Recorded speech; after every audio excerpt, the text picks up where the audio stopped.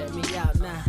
Return of the smooth operator. Shotty on repeat. I say sleep later. This another favor. Consider me your neighbor. Lost a lot of fam in pursuit of the paper. She gon' catch the vapors when we slide by. The way I speak my mind, it's like I peak my prime, but I ain't close. I cruise through the night air. Fantasy a dream. Real world is a nightmare. Like Claire battling the brainless. Learn to live shameless. Talk about me a lot, but claim that I'm nameless. You aimless. So I'ma style on them. They washed up. It's a rap. Throw the towel on them. Gaining miles on them. Otakus for the win. Tacos, it depend on the mood that I'm in. Like Finn when it's time for adventure. This some new blue. Get ready to enter my mind for a few. Come and take a ride with the crew. I'ma show you how to recoup days lost when you vibe with the blue. Come vibe with the blue. Yeah. About time to regroup. Fly, got my eyes on the view. Never hear lies, only truth. Realize why they vibe with the blue. Vibe with the blue. Vibe with the blue. Vibe with the blue. Vibe with the blue. Vibe with the blue. Vibe with the blue. Vibe with the blue. Vibe with the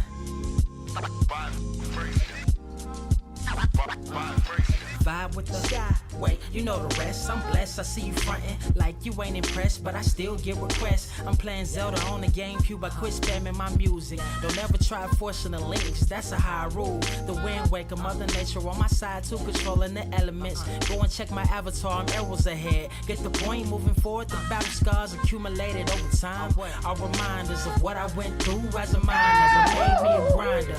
The trees broke down for this loose leaf. If life's a game of death, I'm Bruce Lee. Ooh wee. Lose sleep on the regular, trying to get this word out. Then I crash nebula. Wish I had a very odd parent, maybe two, but it's cool. Everybody pays dues. Now it's time to make moves. Granny didn't raise me to lose. Think I'm in the mood for a cruise. Wanna ride? Come and vibe with the blue. Come vibe with the blue. Come vibe with the blue. Come vibe with the blue. Come vibe with the. Check this out, y'all. I'm back spazzing like the elderly. Worth of my cousin Beverly. Never swear away from the truth. Just ask Heather. Be weather, be tripping. Starting to look control like our destiny. Always give you the best of me until the death of me. My weaponry is a paintbrush. Hush, don't tell my secret. They get a hold of it. If you leak it, get it. It's cool. Got you covered though, look. But let me get back to that cool-ish, loose-ish. Why they still lying? They don't do this. Bad at board games, whole world clueless. Selling they soul for Roof Chris. Who's this honored fella? Need a sliced extra mozzarella. Crew fly, let God propellers. Humanity born like they don't trust fun. Why you dodge to tell her? You don't know, but my odds are better. Life's a gamble, depending on who holding the cards. You can start living at large or it's bon voyage. Charge it to the game. Me and you ain't the same. I'm thinking bigger pictures. Why you still shrinking the frame? Ever blink in the rain? It helps when your eyes dry. Mob with the bright minds. Think you funny, wise guy? Midnight marauder with a new tribe. Tired of the fake. Come and vibe with the blue sky. Come vibe with the blue sky. Why do you try? We get them high. Take them high. What I do? Come vibe with the blue. Yeah. Come vibe with the blue. Pass what up? Vibe with the.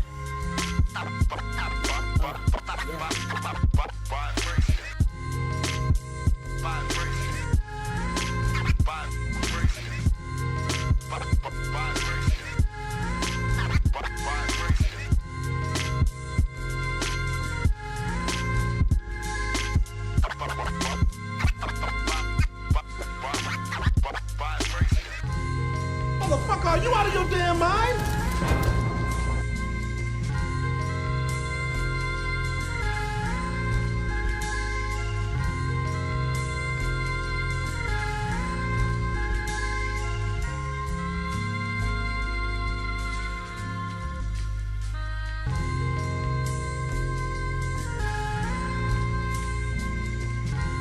I have seen everything that has ever happened, ever will happen, ever could happen, and yet, what the hell is this? Are you ready? Word to wise, grass only greener when it's fertilized. Gave them truth in these songs, they prefer to lies. Destiny beautiful, adrift in her purple lies. You can't see me, you Stevie, wondering how I reach more evolutions than Evie and make it look easy. Dream on, yeah. Dream on, dream weaver.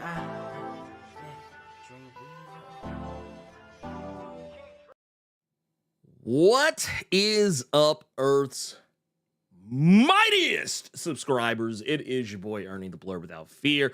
Got the homie Carter Presents. Welcome to episode, 275 of the Blerd Cave, the #1 comic book news stream on this or any other Earth in the multiverse, which you can also find on not only this here YouTube, you can also find us on Google. You can find us on Apple. You can find us on Amazon, iHeartRadio, Timbuktu, Spotify, pretty much anywhere good podcasts may be found. And if you do, make sure you leave a rating so that way we can find more listeners like yourself. Carter, what is going on? How you doing? How you doing? In the words of terrible wrestling commentator Michael Cole, Ernie Carruthers, the streak is over. Oh, God damn it. The streak is over. It done happened. 40-1. I got my one. 40-1. I got it. I got it. God damn it, I got it. That's all I asked. That's all I wanted. I am content. 40-1. There you go. Oliver Queen looked at her and said, 40-1, dead man.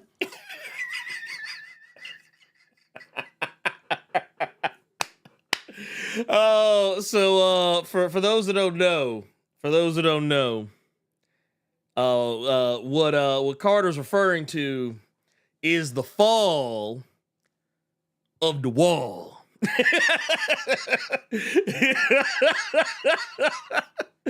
I know, I have it on good authority. There were probably people out there, like actual people out there who were probably like what was that? What was, I forget the name of that guy, or what he is colloquially referred to as, but the guy, the black guy who had like the look of shock and awe on his face. I cannot remember the brother's name. Yeah, because I don't want to make him out to just be strictly the shock and awe guy. But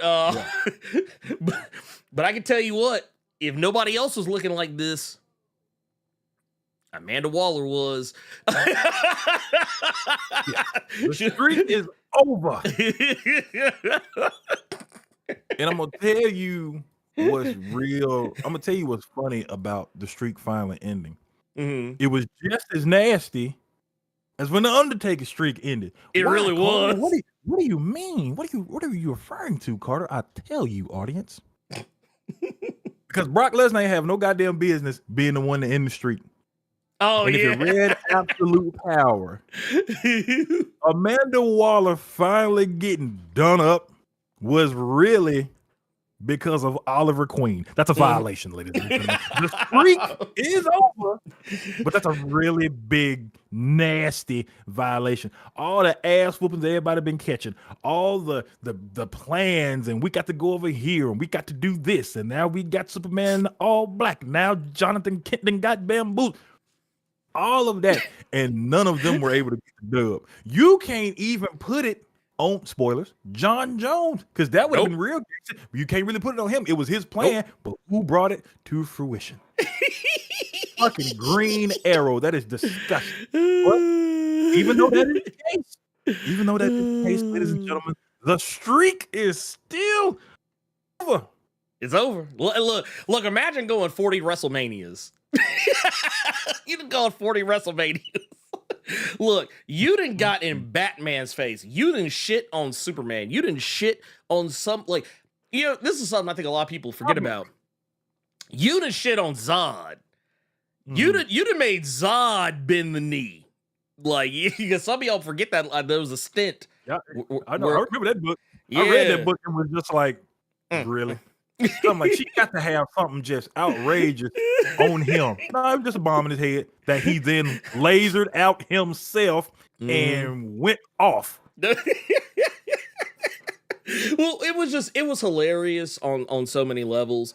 But for those that, I guess, yeah, because I know we do have some non-wrestling fans in here, but some of you, I think everyone's at least vaguely aware of who The Undertaker is. You need no other reminder than the patented gong. Y'all heard that for every goddamn issue of Absolute Power, didn't it? Look, Amanda Waller came out the ground with the hat on, got the druids around her.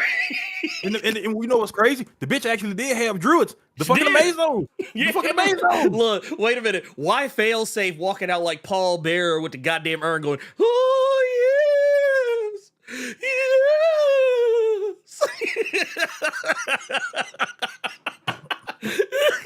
Actually, I ain't gonna do Failsafe like that.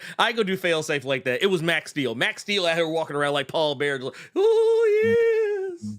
Undertaker's you said what was Waller Street? Waller Street Unity Black was 40 years undefeated, according to the Blerd Without Fear. I'm going off of his numbers. Apparently, she got her 40th anniversary coming up. This motherfucker was undefeated for 40 years. And then we got to go back real quick because I got to get this off my chest. I want you to listen. Just listen to how nasty this sounds. All you audiophiles, y'all can't help but listen. I want you to listen to me clearly. Green Arrow ended the streak. That sounds disgusting. Alicity ended the streak. The motherfucker that's hoping and praying that Heels gets a season 3 ended the streak. That is disgusting. Look. That is nasty.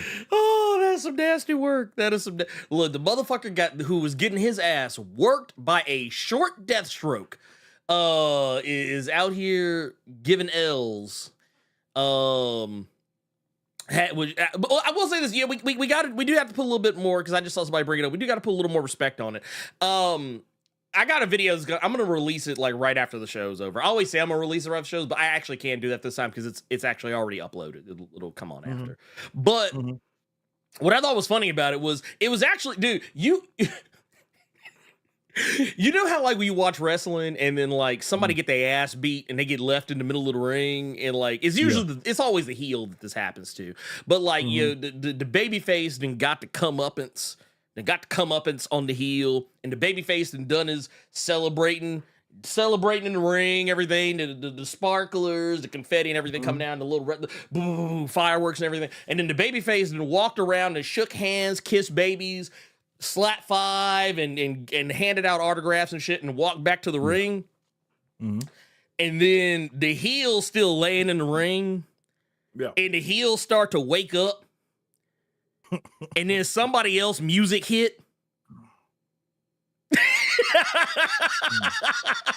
Like somebody else music hit. Like wait a minute. Like Amanda Waller start to stand, like she was groggy in the middle of the ring. She woke up and all of a sudden she just heard and the lights cut off, and next thing you know, the lights come back on. And Dreamer is sitting in the ring with her ass.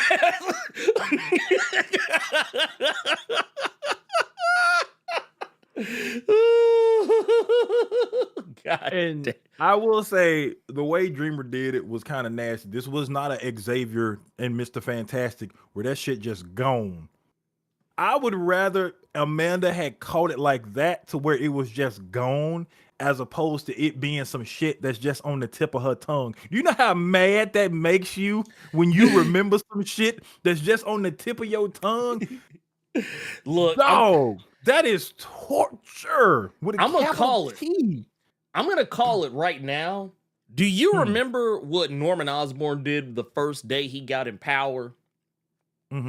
The first day he got in Power during Dark Reign?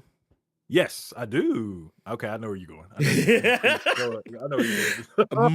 Mark my words. Mark my words. We're gonna get a story arc later.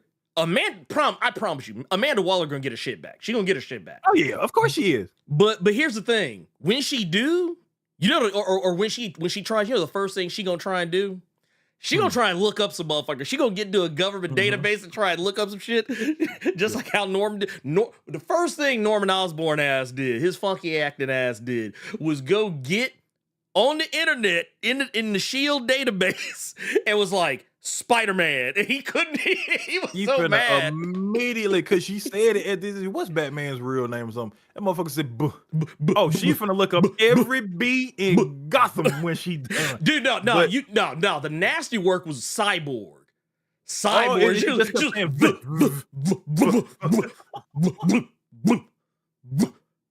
okay. All right. Now that I got that out my system, it's one more thing I want to get off my chest. If you all want to know how Ernie feels even more about absolute power, he's already told me he got the video coming, so you all keep your eyes glued to your YouTubes for those notifications. I just want to say one thing because DC All In also came out this week. The flip book dropped, and this is all I want to say. DC All In #1 from Scott Snyder and Joshua Williamson. We're not talking about the Scott Snyder portion. We're not talking about that. With fantastic art. If you've been reading Wonder Woman, so you know how good that goddamn artist is. Oh, yeah. I wasn't surprised at all. So, Joshua Williams' portion in regards to Darkseid. My only question to you. Yes, sir. Who copied who? What do you mean, Carter? I'll tell you again, audience. You got to listen. Reading Joshua Williams' Darkseid portion with the benefit of already reading Ultimate Marvel and everything that the maker done to create his universe and shit. Which one of you motherfuckers cheated? Somebody cheated off of somebody. Somebody said, look, if you gonna do it, just change some of your answers so it's not obvious. And instead of changing some of them answers, because when you hear change some of your answers, you know there's gonna be multiple things that you just purposely gonna get wrong. No. I don't know who copied who, but I'm just telling you, put that maker in Ultimate Marvel, the current Ultimate Marvel in your head, and read Darkseid's portion. Instead of changing multiple answers, they changed one and then left everything else like the paper that they cheated off of. Somebody copied something. Oh, yeah, no, 100%. And I'm going to go and tell you right now. So some of the stuff that was put into play, okay. And you know what? I'm debating whether or not I want to release this because, like, I actually shot a video last night and I actually changed my mind about actually edit because, like, I ended up like I did the thing I always do when I make a video. I plan to go in and only talk for like 10 minutes, and I look up and I was like, oh, this 30 minutes worth of recording here. But no, I'll probably go ahead and do it just to, yeah, we'll see. Anyway, point is, what Carter's referring to is the fact that, you know, we have the Ultimate Marvel Comics universe now, Earth 6160. That the maker had created. He went back and basically undid all the bullshit. Actually, not that undid. He prevented all the bullshit that would create all the superheroes that would occur in that universe. Like this, like, dude, some of the most, I'm not gonna lie, this was some of the nastiest shit I ever saw. This motherfucker literally saw Peter Parker getting ready to get bit by that spider, and right before he could do it, he just walked up and went, pat. He said, get that up off your shoulder, pimp. Get that up off your shoulder, pimp. I was like, bro. I was like, what? God damn. The man. He did that shit to Auntie do if y'all outside or something. Just catch the net with a mosquito real quick. He's like, nah, get that shit up off your shoulder. Get that shit up off your shoulder, pimp. You good. But no, we have also got the Absolute Universe, which is, it kind of sounds like it's got about roughly the same premise. It seems like it's got about roughly the same premise. Because you know, you have Darkseid, who in that issue he basically merged with the Spectre. Like, it was kind of funny. This is something I don't know. I may not even release that video. We might just talk about it here real quick. But Darkseid basically went on a Thanos quest. He basically went on a Thanos quest. That motherfucker went to hell. He went to heaven. That motherfucker went to the dark side of the moon. And somewhere else that I'm probably. Oh, and he went to the Dog Star. All in an effort to find the Spectre, so he could snatch the Spectre up out of Jim Corrigan and put it in himself. And for those who don't know, the Spectre is the spirit of vengeance in the DC Comics universe. An entity that is honestly kind of busted, and why you don't see him in a lot of shit, because that motherfucker is cold. That like the Spectre is basically like, imagine if you know how we have characters like Eternity and Infinity and the Beyonder and the Living Tribunal and shit like that in Marvel Comics, but like you don't see the motherfuckers very often because they just too powerful. They're too powerful. You can't have a comic about the motherfuckers.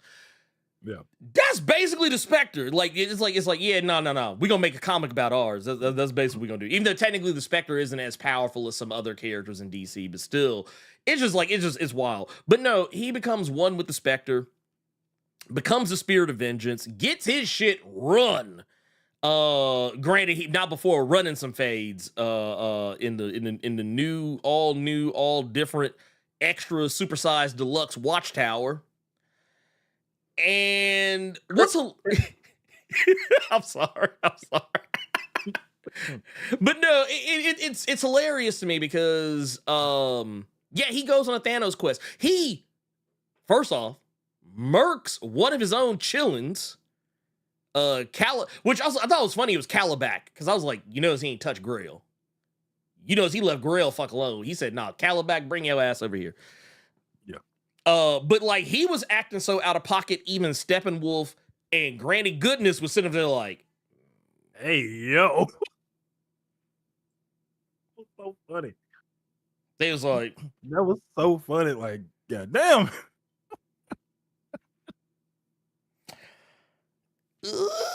It almost kind of reminded me of like when your grandmama over at the house and your mama beating your ass, and the granny like, "Don't touch the babies like that." That's that's the kind of energy it had. Come on now, Victoria. Come on now.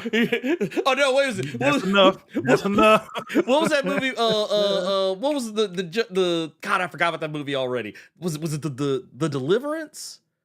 The one with Glenn Close, where she was, the way that Glenn Close was talking about her child when she was messing with the babies. That's how Granny Goodness was.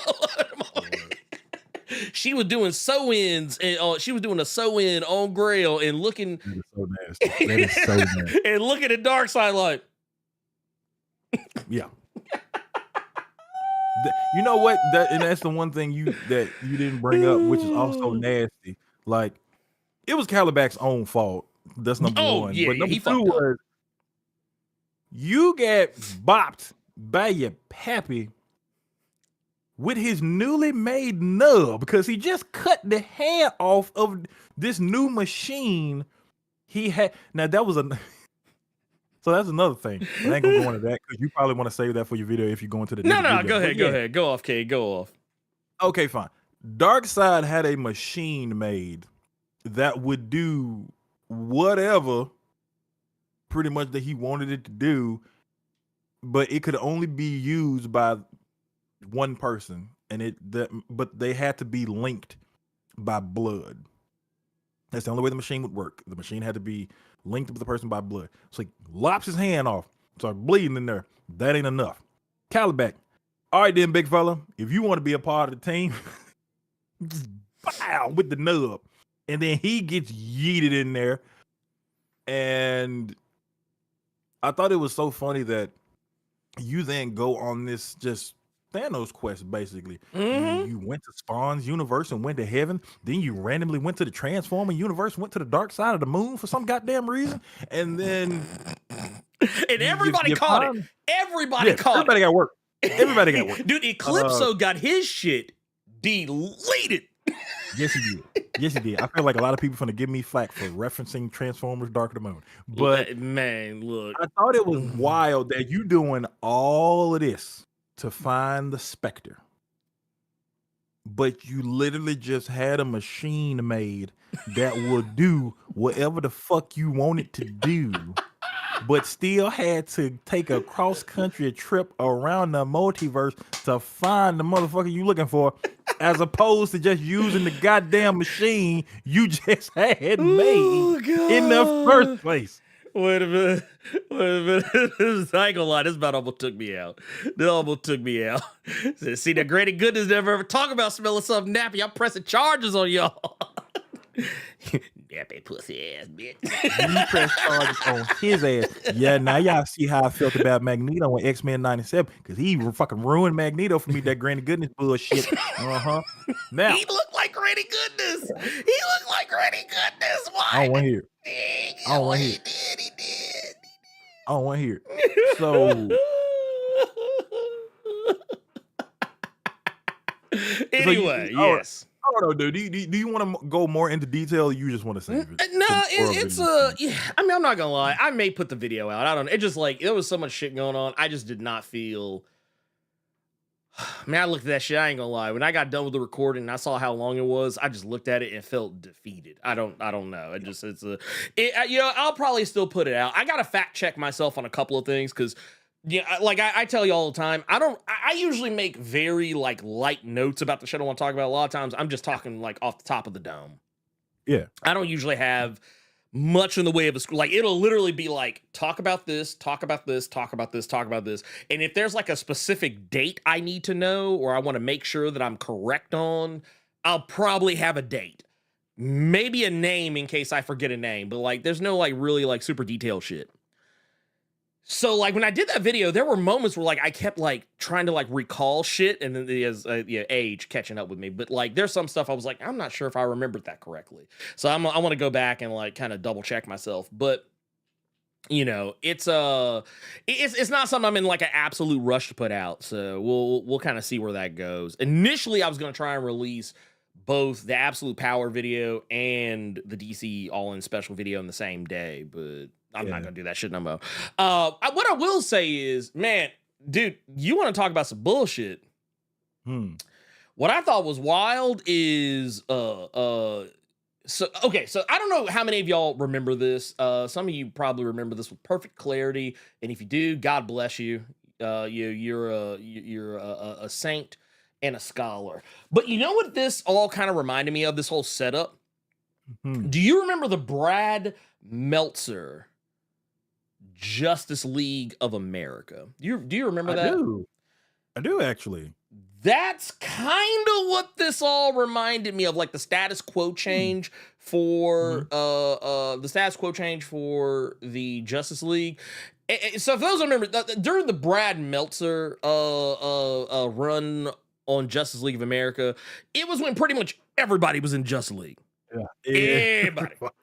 Wait, you a superhero? You in? Look, they did that shit like on what was it, Avengers Endgame level? Like he just looked like Superman, just look at you, be like, boom, boom, boom, boom, just like do the sign of the cross and just bless you in. And like 20 motherfuckers now in the goddamn Justice League. That's what this it's that with a bit of Young Justice. Is that with that's actually precisely what is that with a bit of Young Justice. The way they got the teleportation system using the boom tubes and the identification cards, but I will definitely say this. I do appreciate what they're doing insofar as and I'm sure you probably caught on to this as well, is that the roster it's not some bullshit. Like it's about as solid a fucking roster as you will. Here, let me. I just want to show y'all real quick. It's as solid a roster as you gonna get. You got. I don't want to gloss over it and make it seem like it's not, but it's like it can't help but be a solid roster. Right. You got everybody in death row on that, Right? in that watchtower right now. Just to go back to you bringing up the Brad Meltzer run, Mhm. the way the old boy from Triple Play sold it to me when I was looking at the trade way back, it was like, this is like the Wu-Tang of comics. Everybody's involved. This Oh is like, yeah. he Oh said this yeah. is like NWO, but this is like late NWO Yeah. when everybody Everybody. was in. He said, "You ever watch WCW?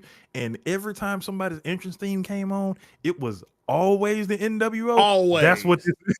Like it was to the point that they had to start having the Wolf Pack, so that some different music would play every now and again. But like, also, I just want to point out to here, I'm gonna zoom in on this, like right here. Look at Black Lightning back here looking crispy.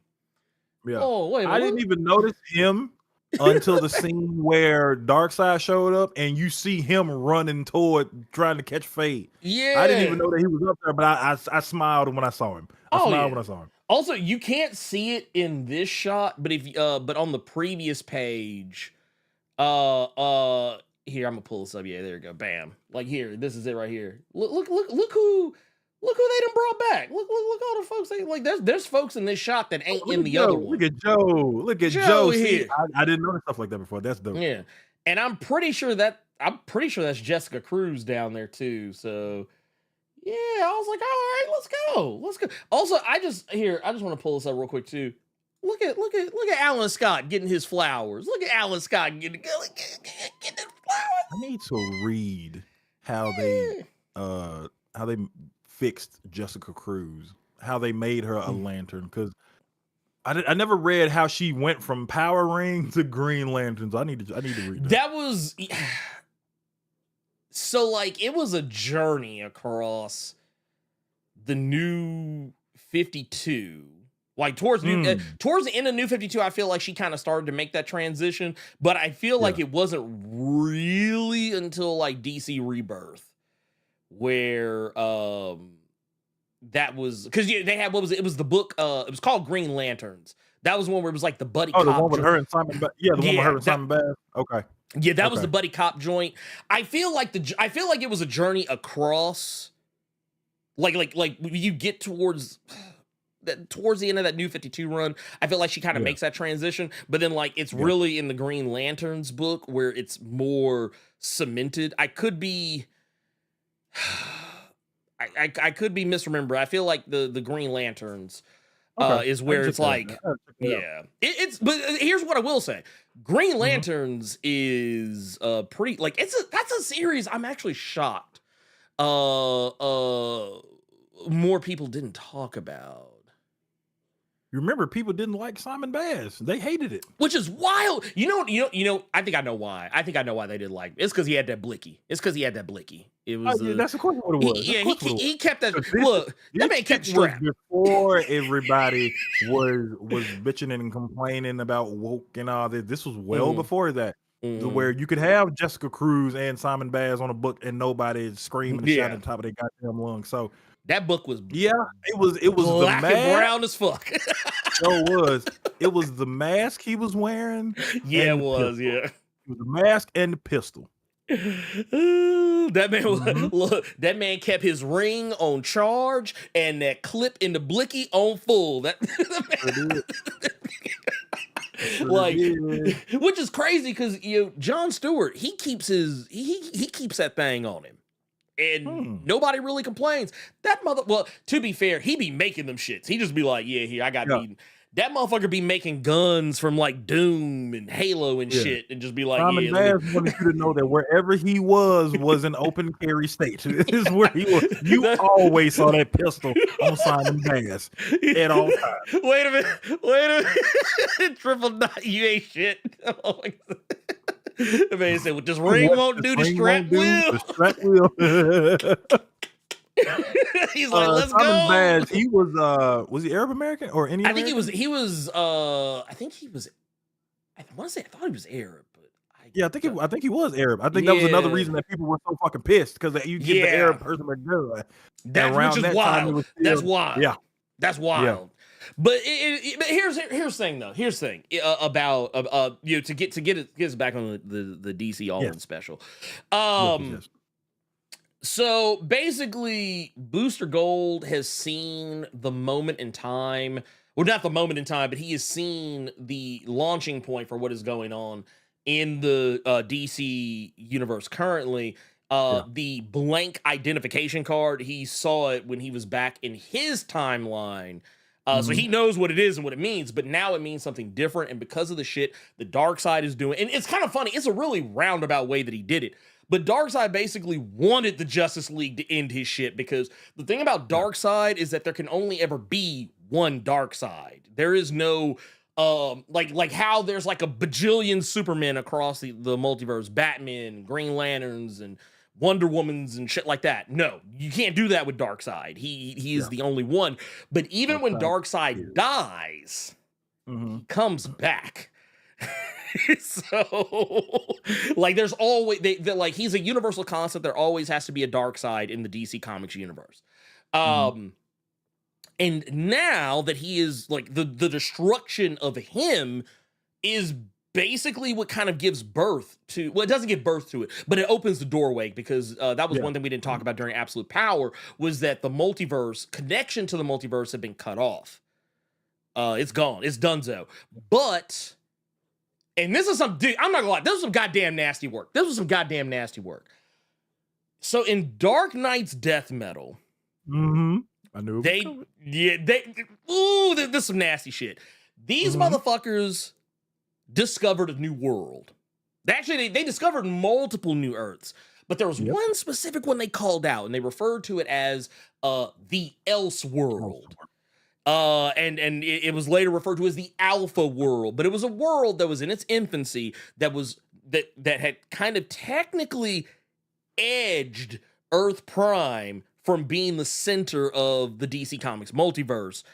But we never knew what that Earth was. It said it was in its infancy. It was just kind of getting started. We don't really know a lot about it, and it kind of got forgotten about. And I want to point something out. This was like 2021. I think, what was it? Was it 2021? It was 2021 when Death Metal came out, right? I think so. Yeah. So fast forward to now, and now we know what that Earth is. It's the absolute universe. Well, okay. So tweak that a little bit. So the Else World, again, like Ernie just said, was in its infancy. So it's one of those things that just needed a little bit of help to come into fruition, to come into itself. And Darkseid getting clapped with the assisted self-checkout. All that energy with him and the Spectre was able to create a rift. That rift basically gave the Elseworld that was in its infancy a little extra oomph. Well, and that's another thing too. So, one of the things that comes up in that issue too, and I know we're kind of jumping around a little bit, and kind of one of the reasons why Calabac gets sent to the upper room, or the lower room in this case. So he's trying to build an army for Darkseid, because that's kind of the thing that Darkseid has always failed at, is that the war between Apocalypse and New Genesis, and he just ain't able to seal the deal the way he want to, and he needs an army. Well, now he has one. He has an army now, and that army. Hold on, wait a minute. Let me make sure this is not fucking off on me, because I see the thing getting a little low. Let's see. I'm double checking this. Yeah, it says yep. Let's see here. Where's the? Do I need to turn this down? I'm gonna turn it down just a taste. Maybe that'll get rid of some of that. We'll drop it to. I will tell you while you're doing that, one thing that Ernie is kind of making me aware of and opening my eyes to is I asked you all the question of who copied who. Oh, yeah. And we have a bad guy with his own universe, and now I'm starting to see where the answer got changed, because as opposed to the Maker creating his, but he's trapped, and now you have the Ultimates and everybody else trying to scrounge up power to when he comes back and is all shit hits the fan.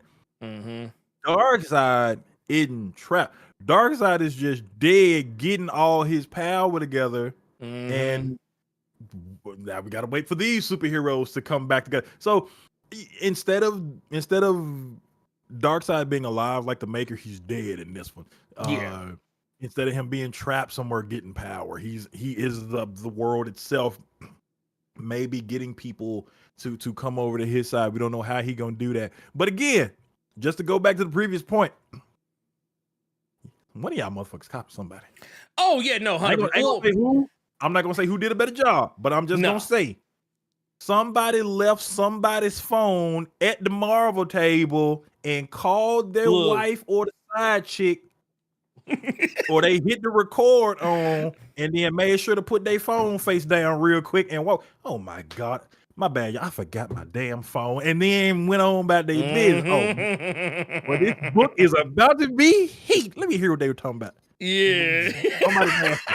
Somebody real nasty. Well, and the thing is, it's like, and once again, I want to make it clear, I'm not saying that the absolute universe is going to be bad. I'm still kind of on the fence about the whole thing. Like overall, like I think I've been very vocal about the fact that I'm very interested in Kelly Thompson's Wonder Woman. I'm very interested in Al Ewing's Green Lantern. I'm not really that interested in the Batman. I'm not really interested in the Batman book. The Superman book might get some attention from me, but like, honestly, I look at the absolute universe as just some more shit to read. Hold on. What's up? All right, do you all still see us? Because they're saying it stopped. Oh, let me see. Okay, we back. Okay, cool. We back now. So what that is people catching up. It's people catching up. Yeah, I've been checking it. I've actually been having my eyes on the frames. But no, we're good. It's just you might have to refresh the stream, maybe. But what I will say is, while y'all refreshing that stream, I need y'all motherfuckers to refresh that goddamn like button, because I don't appreciate this. This is disrespectful. This disrespectful. This is some disrespectful ass shit. This is some shameful, disrespectful ass shit. I see 144 people. I see 86 likes. We need to work on that. We got to fix that. Yeah, we got to fix that shit and quick. But no, let's go ahead and get to our first first thing. Let's get to the shit. Let's get to our first thing. First and foremost, I'm actually going to we're gonna put up a little thing. We're gonna put up a little thing, and we're also gonna take a look at some super chats and whatnot as well, because we can't forget about those. Those are the lifeblood of the show. First and foremost is Bone Factory. Says, at a soccer game, not in a pit of knives. That's just for those that was Nerds of Culture. Bone Factory was down in the deep. He said, but still listening. Thank you for that $5 super chat. We appreciate you, pimp. We also got Chi-Town Dan, the last Cohen with the $5. Says, Ollie getting the sub. Is this generation's Barry Horowitz getting his first win? Not Barry Horrible Wits. And then we got Go Sure Baby's father with the 5. Says, hey, Joker fans, you all right? Y'all cool? Need some McDonald's? A sensu bean or two? Man, look, I'm gonna tell you right now. Dude, I hate it. I hate it for the Joker fans. I hate it for all them folks that went into that movie expecting some shit. But we're gonna talk about it. We're gonna talk about it. And we also got Devontre out here gifting the Blerd Club membership out here. We appreciate you, pimp. Appreciate you to the highest level of appreciativity. Let's see here. I think I want to double check some other stuff here. I think we actually got this is one that I missed. Here, I'm gonna pull it up this way. For whatever reason, I did not show up in the thing, but that's okay. We're still gonna get you. We got Monumental Comics out with the 5. Says, remember this: Jack Kirby created both worlds, Brother Carter and Marvel's first. Yes, it's so that's the thing, and that's why I always say that it's goddamn. God. Goddamn. I was like, oh shit, wait a minute. Goddamn. This man, Gil's my here just to drop 20 on us. To drop 20 Blerd Club memberships on our forehead. God damn, they still coming in. God damn. Jesus. Also, I want to go back. We're caught up. I just want to make sure we're caught up. We're caught up. But that is my thing. That is kind of my whole thing right there. But yeah, let's get into our first thing. First and foremost, let's see. I think do I have it? Yeah. So this is something that was a little bit of news to me. Then I actually was a little surprised by this. For those that don't know, I'm actually a huge fan of this book. I've talked about it before, but it is Nubia.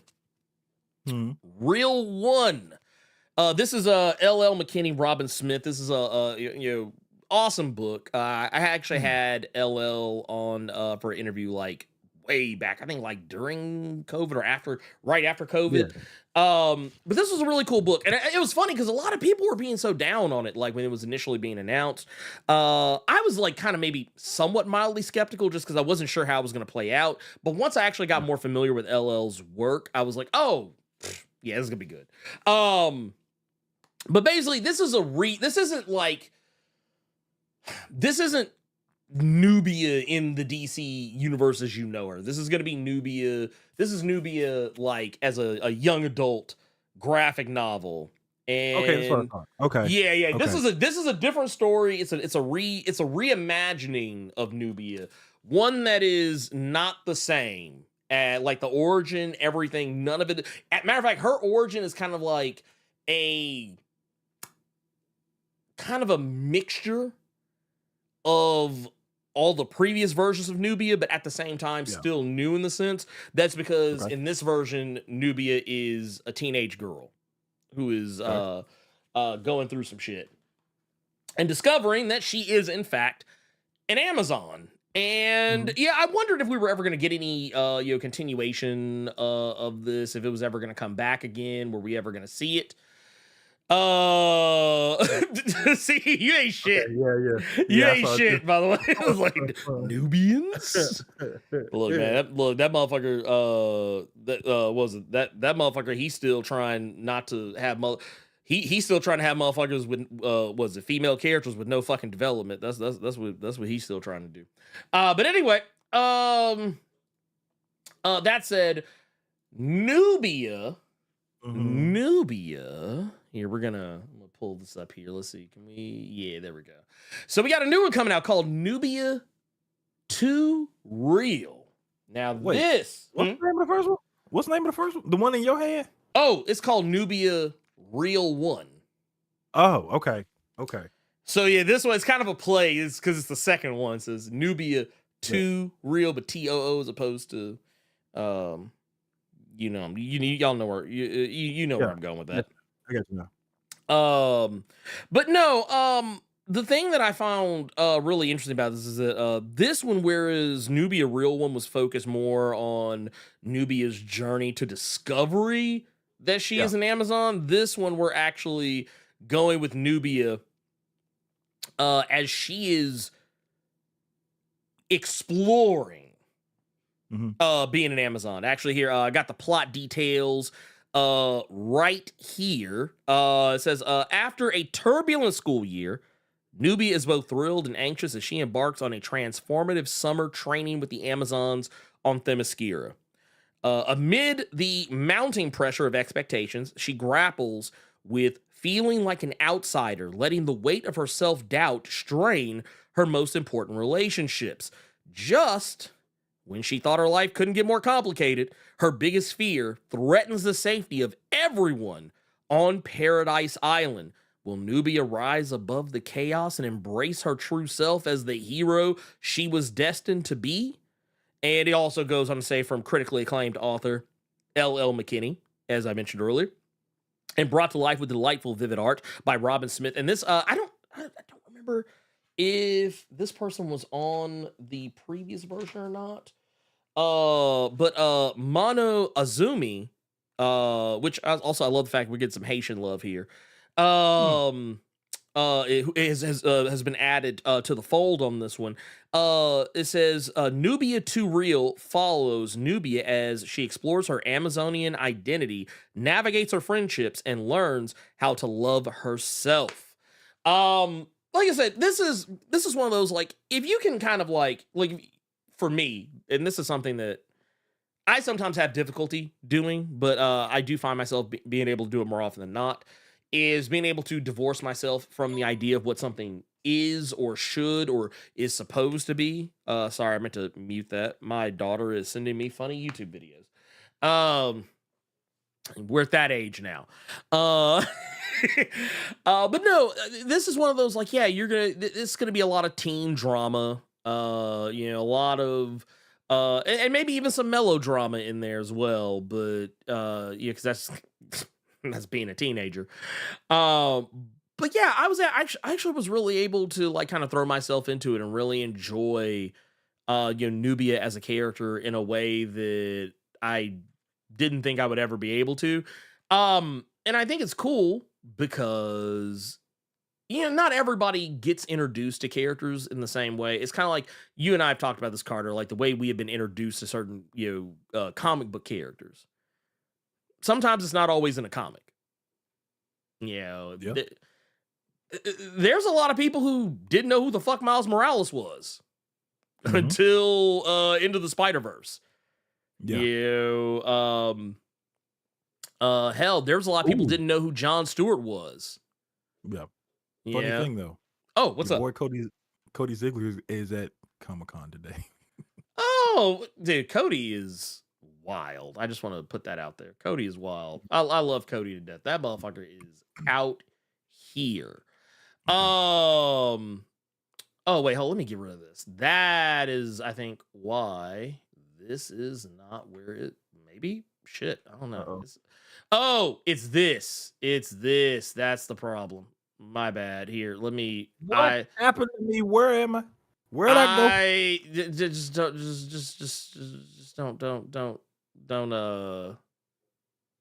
Yeah. What the hell happened to my arm? Where's my arm? I'm messing with some shit. I'm sorry. No,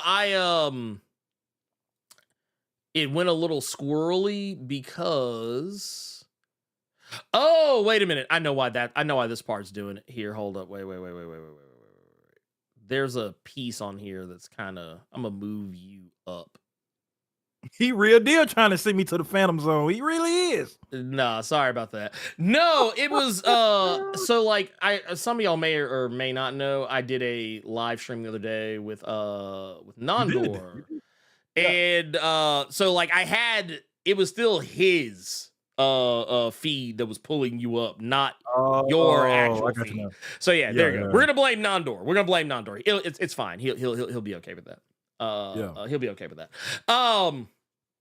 But that said, yeah, I'm looking forward to this. It's gonna be dropping September 2nd next year, so we'll be able to look out for that, and it'll be just like how this one was. It all came out. It was all one graphic novel. It's not gonna be like a bunch of separate issues. And this one is kind of, it's got a little thickness on it. But I like these. I actually kind of like these. I'm becoming more of a fan. Of stuff like that. Even though in my old age, I'm starting to allow myself to enjoy things I normally like. If you'd asked me like 10 years ago, I'd probably be like, I don't need that. I'll just read real Nubia. But no, I'm like, yeah, no, this is valid. It's valid. And also it has some cool experiences in it, some cool characters in it that might help other people feel seen. But that said, let's move on to our next thing. Dun, dun, dun. Let's see here. We have got, man, hate to see it. Love to see it though. Marvel and DC this week lost a massive trademark. And when I tell you what it is, you'll probably be like, well, that doesn't sound like that big of a deal. It actually kind of is, because for the longest time, DC had been able to basically kind of do whatever the fuck they wanted when it came to things like trademarks and whatnot and what have you. But how many of you guys knew that Marvel and DC owned the trademark to the term superhero? Ridiculous. Fucking ridiculous. They actually own the trademark to the term superhero. hero. Now, to be fair, it's a very specific wording, but if I'm not mistaken, the way I understood the court filing is that it also applied to other like derivatives of that. So like it was super space hero, and technically, even though it also even though it wasn't, you know, technically I think stated in the legal filing, it does also technically apply to superheroes like together. Like superhero is one word. But no, so here I'm gonna read this. We're gonna go kind of go through this story. But oh, and super dash hero. Y'all motherfuckers thought y'all was slick. I've never heard of this law firm before, but apparently they were out here doing the Lord's work. So there's a law firm by the name of Reichman, Jorgensen, Lehman, and Feldberg, RJLF for short, and that's how we will refer to them from now on. Because I'm not saying all that. You ain't saying I ain't saying all that again. That's too much. That's too much. Y'all look. Why can't y'all be like Wolfram and Hart? That's easy. You know what? I was gonna tell you, won't we just say that's their name for the sake of conversation? Won't we just say it's Wolfram and Hart? It's just Wolfram and Hart. This is Wolfram and Hart.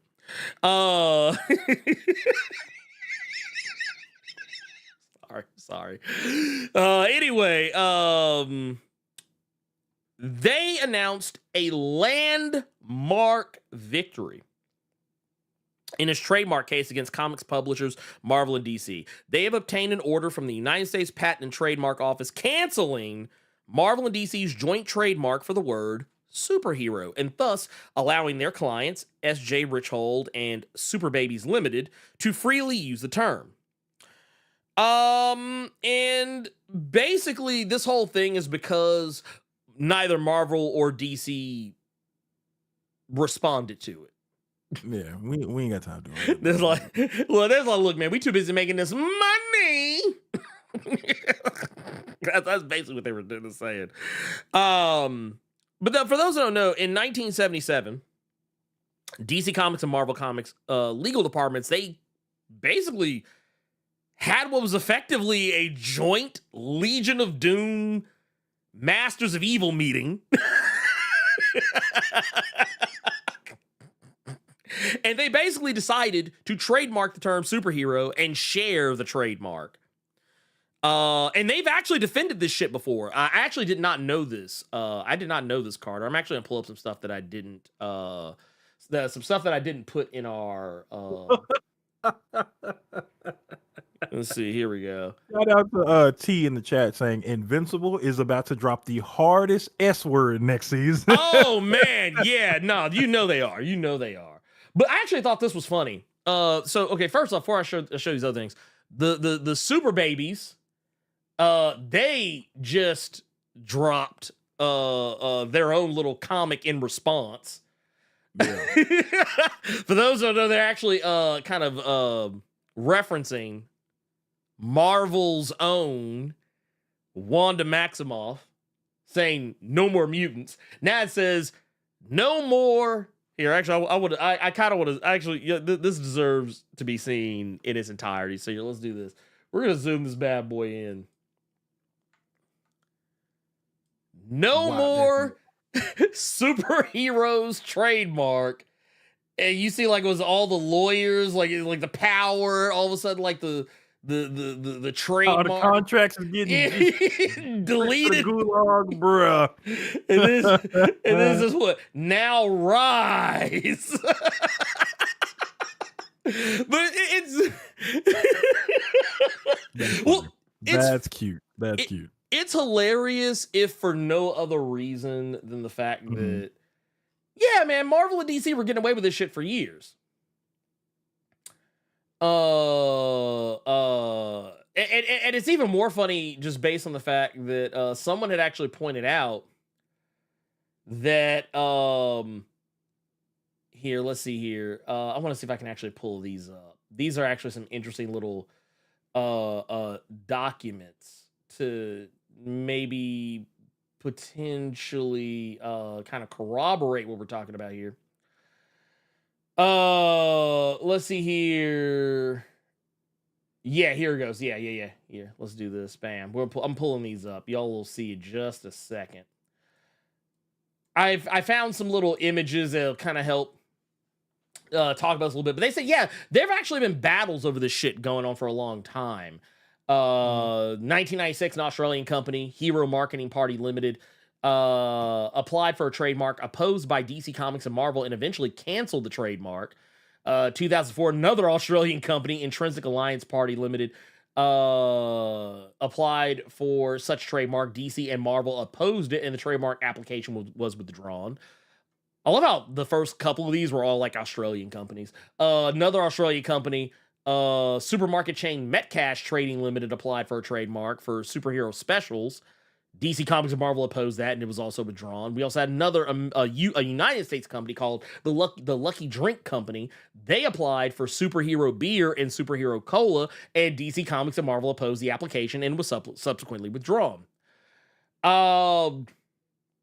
There's like the list goes on. It's actually a really long list, as long as my fucking arm, of different instances from the 90s all the way up to last year.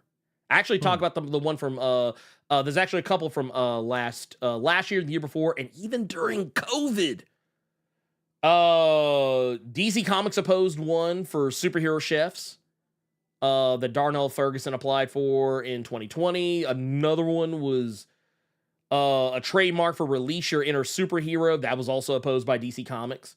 POW Entertainment in 2022 applied for the trademark for Stan Lee's Superhero Kindergarten, opposed by DC and Marvel. And then in 2023, Superhero Latina Entertainment applied for the trademark, opposed by DC and Marvel. And the matter for that one is still ongoing, but I imagine it ain't going on no more. Yeah.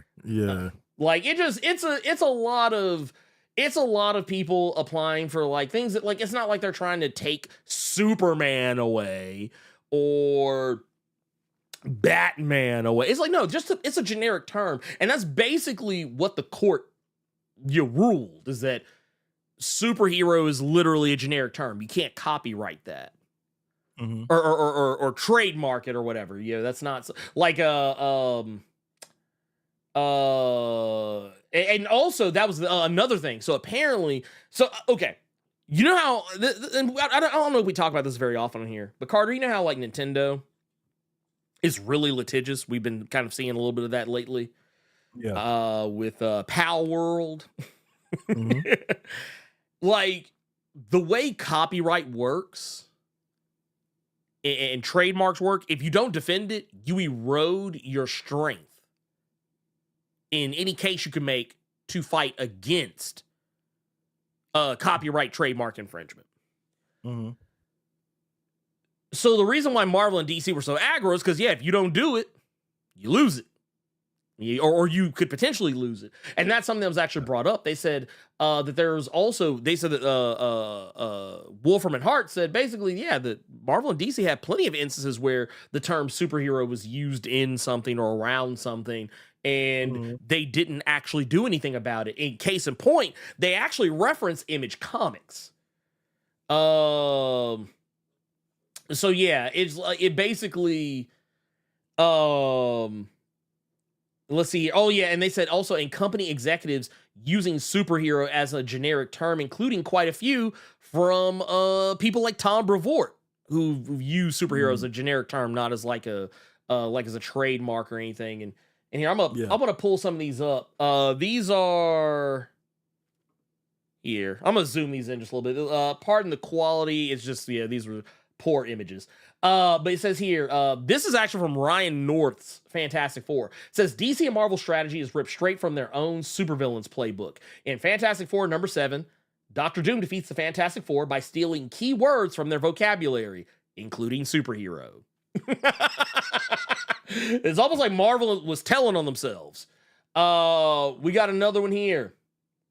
In Ultimate Spider-Man number 109, villain Wilson Fisk used a more direct approach. He registered Spider-Man as a trademark and used threats of litigation and financial ruin to pressure Spider-Man into letting Kingpin operate without superhero interference. Once again, not only showcasing that Marvel is kind of slick telling on themselves, but also the fact that they're using superhero as a generic term. Like, you kind of further proving that they're actually, like, it was one of those situations where they literally handed the case over to Wolfram and Hart. Like, they've literally been snitching on themselves. Got another one here. For example, they say that the cover of, because I said earlier, they never went after Image Comics for this, but it says here, Yeah. for example, the cover that was one of the first ones that popped into my head too. Yo, see? Is the cover of the comic Invincible describes the book as probably the best superhero comic book in the universe, or alternatively, the best superhero comic book in the universe. Invincible is not affiliated with Marvel or DC, and yet at neither time, neither point, in no point in history, did either Marvel or DC take them to court for it. So yeah. And like, nasty ass, ugly ass sycophant known as Savage Dragon, they used to refer to themselves as that. Yep. But now they just call themselves America's greatest comic. I have never so readily wanted to not be an American anymore, knowing that Savage Dragon calls itself America's greatest comic. I would be a Canadian today. Oh yeah. Just oh no. Not be America's greatest comic. Where's my maple syrup? Where's my maple leaf? Swear to God. I swear. Where's my maple leaf? God damn it. Look, I would be look, I don't even give a fuck about hockey. I'd be watching hockey like a motherfucker from now on. I'd be like, man, get this shit up off my goddamn TV. But no, another, and this is actually another thing. This is actually one of the later points they made, kind of alluding what we were talking about earlier. But they go on to say, I'm going to zoom this in just a little bit. They said, yeah, Marvel and DC's own use of superhero demonstrates that even Marvel and DC do not consider or treat superhero as an identifier for a source of goods. To the contrary, Marvel and DC use superhero as a generic descriptor that fails to function as a trademark. Like you look at right here, this is just generic Marvel comic cover, you know, just also, I love this right here. This comic contains one neurotic superhero type with a variety of personal problems, one bad guy bent on world domination through arcane means, assorted villainous hench people, the hero's nefarious employer, pathetic family, and well-endowed girlfriend, a plot containing a conflict, a subplot, a resolution, a plot twist, and as many fights as it takes to fill up the rest of the pages. That is disgusting. That is disgusting. How many of y'all asses heard that? And now y'all thinking about books. Which book has some shit like that? That is a nasty descriptor. That's disgusting. That is disgusting. I love that. I swear. I fucking swear. But no, so yeah, it's gone. It's in the shadow realm now. So now anyone can use the term without fear of litigation. And to be fair, I mean, let's be real. Superheroes become such a generic word that literally everyone knows what you know what it is. It's like superheroes become that word that when people want to talk about a thing without like giving a distinct name, they will just say superhero to describe, even when superhero isn't even applicable. Like if it's just something comic related, people will still say superhero, even though the character is not a superhero. It's like you know how I knew that this shit was hoed from day one was that originally in original parlance, superhero meant someone who had superpowers. And now motherfuckers like the Punisher can be considered superheroes. Like you literally hear people refer to people like Batman and Punisher as superheroes, even though they don't have superpowers. Like it's a like I said, these are totally unserious people. Rachel, did you know that your boy Rick Grimes, do you know that's one of them superhero books? That's what that TV show based on? Yeah, Rick Grimes, one of them goddamn superhero books with the zombies in it. Yeah, show is. Yep. But no, I thought it was kind of funny. Not gonna hold you. Also, man, shout out real quick because we got one here, man. Shout out to I Am Gregor D, just out here dropping 5 Twitch subs over here on the Twitch side, man. We appreciate you, pimp. Thank you for that. Thank you for that love. And I guess let's go ahead. You know what? Before we jump into our actual topic. The thing you came here for Real quick, I want to say, I'm trying to be better about this. For me, I love my comics. I love my comics. I love reading my comics. I love getting to, check out all the latest and greatest, all the new stuff. But, like I said, you guys know me. I just don't have the room anymore. So, I've kind of become more of a digital comics guy. And it also helps with content creation as well. That's also another part of it as well. But that said, the thing that I actually found incredibly interesting was when Amazon made the harebrained decision to make digital comics the most difficult thing in the world to access. And it kind of made things a little difficult to be able to actually enjoy digital comics. Like, it just bad interface, clunky way of getting to the comics, and just this is silly. But in the wake of all that, leave it to global comics to come along and offer a better way. And I gotta admit, it's kind of wild to me, like how it all kind of came together. But I will definitely say, if you are someone like myself, you're trying to save space or trying to save money on comics, I actually have this prepared. Carter, you're gonna be impressed. Watch this. Let's see. Bam! Right there. Look at that. Splat out. Right there. So I am a global comics partner. And I get to do something that most people don't, and I get to pass the savings on to you. So basically, there's if you scan the QR code, because sometimes some of y'all are watching this on TV or whatever, on your computer, whatever. If you scan the QR code on the bottom right, scan that, it'll actually take you directly to the to your app store. And also, I think it was actually your app store of choice, but it'll take you there, and you will be able to get the Global Comics app on your phone. And if you do, you can use. I have a promo code. I'll maybe when I go back and re-edit this, I'll put the promo code like up on the screen where you can see it. But basically, the promo code is GCX Blerd without fear. Use that promo code, you'll get 33% off your first 1-year subscription. If you click the link, that is in the description, you will be able. It'll take you straight to the website, and it'll just automatically have you sign up there. You get 33% off. It's like normally $89.99. They usually give like first time subs $79.99. But because y'all fuck with me and I fuck with y'all, they're gonna give you $59.99. So that I think that's actually pretty awesome. Also, and this is new, and I don't know, maybe we'll test this out. I don't know if it's gonna work on the YouTube side of things, but I know on the Twitch side of things, I know we got people on Twitch, and I want to make it easy for you.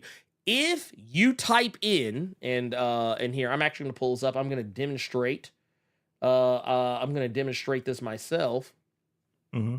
Let's see here. GCX. If you do exclamation mark GCX, boom, you got the link right there in the Twitch chat. I kind of want to see if it will work on the YouTube side. Let's do a little test. Here, let's see. It might not work. I set it up, but I don't know if it's actually going to do the thing. Oh my god, chat is moving so fast. Oh my god, it's moving so fast. But it's because it's playing catch up. It's playing catch up from earlier, actually, is the wilder part of it. Well, it doesn't matter, because you know what? On YouTube, it doesn't matter. It doesn't matter, because you got the link in the description at all times. As a matter of fact, you should be able to see the link if you're watching this. It should be like one of the first things you see in the description. But point of the matter is, It's there. Now you're going to be, now I want to make something very clear. You're not going to be able to read Marvel or DC comics, but you will be able to read Image Comics. You'll be able to read Boom Studios. You'll be able to read Dark Horse, Dynamite, AWA Upshot, Vault, Top Cow, and a laundry list of other imprints. So yeah, you can read and they're pretty steady with releases. So you can read the full graphic novels or the individual single issues. So yeah, I just want to make sure we get that out there. So yeah, there you go. Boom. Let's go. Oh, it did actually work. It took a while to get in there. Because YouTube is slow. But that's okay though. That's okay though. We're not gonna, you know what? we're not gonna judge. We're not gonna judge. But yeah, but yeah, just so you know, I just wanted to leave that up there just for a moment, just so you guys can see it. And I'll probably pull it back up intermittently. We'll see. But let's move on to our next thing, Carter. All right. You all may not hear me talk as much because for something like this, I want to be a listener, just like all y'all, because I got to hear this. I got to hear this. Wait a minute, I gotta fix something here because I thought that I actually, you know what? Hold. Let me double check something. We're actually not gonna talk about spoilers just yet. I actually kind of want to just talk about the movie. Okay, we're not gonna talk about spoilers just yet. So here, I'm gonna take this down. We're gonna talk about this movie without spoilers. So no, matter of fact, you know, here we'll do this. We'll leave that up. I'll leave that up for you. Spoilers, I'll let you know when it's spoilers. I don't think anyone really gives a shit, but I mean, I don't give a shit. So I mean, yeah, I don't think anyone else should either. But anyway, Joker, Folie à Deux. Folie à Deux. Yeah, Folie à Deux. Folie à Deux. Like it dropped a deuce. Goddamn it. It definitely dropped a goddamn deuce. But no, this movie is something. It is something. Man, I have a lot of thoughts. I have a lot of feelings. I actually had to write them all down because it was so much. It was just so much. Oh my God. So Joker, you know, for those who do not remember, Joker in the first movie acted a whole monkey on television and caused all kinds of chaos. And eventually he is, I guess, arrested. And this movie basically picks up from that point, mostly. And in this, so Joker, who otherwise goes by, was it Arthur Fleck? Arthur Fleck, yep. He is, he's just kind of going through the motions. He's going through the motions in what is effectively like a psychiatric prison, you know, no differently than what we would probably expect of a DC Comics, you know, supervillain who happens to live in Gotham. Only problem is that this is not the Gotham that you would recognize. This is not the same Gotham. So it's a little bit different. But yeah, he's just going through that, and in this movie, he encounters Harley Quinn, who is also insane. From the one thing I kept hearing about the movie that people just kept crying about. Oh, it's Lord. Lee Quinn. Oh, well, it is Lee, but she actually is called Harley. She is actually called Harley. Yeah, she's called Harley Quinn in the movie. As many motherfuckers I see complaining because they can't get the har in the Lee. Yeah. They swear up and down it's just Lee. You mean tell me this fool is really Harley? What you cried? It's okay. Well, you know what it is? You know what it is? You remember how when we talked about the Penguin, remember how everybody was complaining about how his name is Oz Cobb now? Okay. But people still call him Oswald. Like his name is not Oz. His nickname is Oz. But people still call him Oswald. His mother calls him Oswald. A lot of the other people call him like I think it's the people who work under him who call him Oz, and people who are close to him call him Oz. But a lot of the other people just call him Oswald. Like it's like I was like, okay, like yeah, Ozzy. Oh, Ozzy. Y'all ain't shit. Anyway, Yeah. But no, this movie, it brings the two characters together in a way that is very different from the comics. Now, I will say this. I will say one nice thing about the plot. In this, they do actually change the dynamic of the relationship between Joker and Harley Quinn, in so much that it's not toxic in the way that people traditionally view the Joker Harley Quinn relationship. There's still a toxicity there, but it's a very different kind of toxicity. That's what I'll say as far as like, non-spoiler type shit. Okay. And then the movie kind of begs the question, is are Joker and Harley Quinn good for each other? Should they be together? Is this the type of union that should be allowed to happen? Should two people with these kinds of mental health problems, should they be together? Especially when there's like a criminal component involved. And then there's a lot of other stuff in there as well. But I'll just say this. Joaquin Phoenix, who obviously is Arthur Fleck, the Joker or whatever, he is basically doing the same shit he was doing in the previous movie. I mean, a lot of involuntary laughter, a lot of I guess like tics. Mm-hmm. And well, I mean, you could definitely say in the first movie, you could tell he was actually putting on a performance. This movie, he's doing just more of the same. He's not really doing anything that just blew my mind or anything. I mean, it's Joaquin Phoenix. He's going to be good in just about anything that he's typically in. He's usually a very solid actor. Though I'll just say, I feel like this movie doesn't give him a whole heap of a lot to do other than involuntarily laugh and occasionally cry. It's like I say, he's not bringing anything new to the table. I will say, however, that Lady Gaga is definitely bringing some things to the table. She is actually one of the brighter spots of the movie.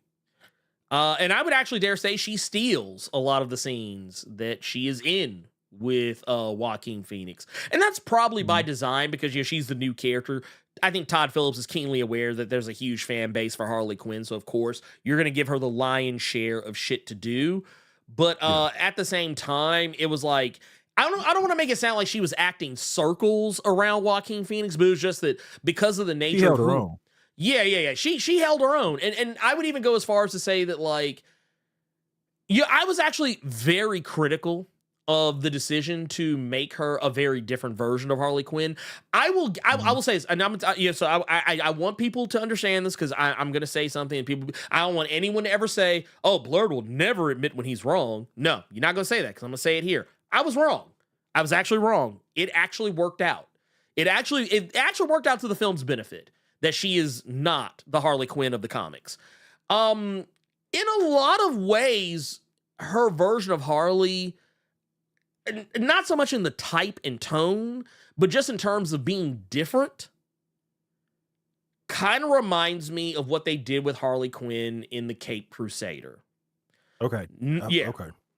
Not saying that she's tickling motherfuckers' feet and shit and holding motherfuckers hostage and whatnot, making motherfuckers count Christmas lights. No, that's not what I'm saying.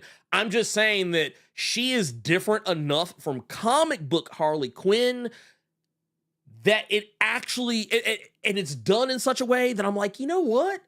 I actually kind of like that they went this direction. Because I think, Carter, you and I probably talked about this at some point. I don't think we talked about it on camera or anything, but how, the people behind this movie said that Harley was not going to be the Harley of the comics. Yeah. That she was their own creation. And then people, and I was like a lot of other people, I was like, okay, well then who the fuck is this for? Who the fuck is this even for? But no, she actually comes out the gate swinging with her performance. I will also say that, I think, okay, let's address the elephant in the room. Yes, this movie is a fucking musical. There is that was not a lie. It was not a. That is probably the one time there was a leak or a rumor and it was objectively true. But I actually saw a lot of people acting brand new, like, wait, it actually is a musical? No, it's a fucking musical. It is actually a fucking musical. It was going to be. They've been saying this from the early like rumor mill was that the Joker sequel was going to be a goddamn musical. Right. One thing I wanted to ask you about the movie, because you are talking about the general acting. Mm-hmm. And one reason I originally wanted to see this movie, I didn't go see no. But he's like no. I saw the trailer and the cinematography and how shit was shot was really, really cool. So how are those? Are there still really nice shots like that? But, yeah. Okay. Yeah. Okay, I tell you what. This movie is competently made from a cinematography standpoint. It looks good. Like, it looks like a good movie. On paper, it looks like a good movie. Visually, it looks like so I'm not gonna lie, even though I thought that this right here, I thought this was just fan service at best, because that's what I thought too. They're just recreating, like, okay, look, I'm gonna be honest with you. Okay, I'm not gonna bullshit y'all. Todd Phillips is one of the most hackiest directors I have ever known of in my entire life, and it's because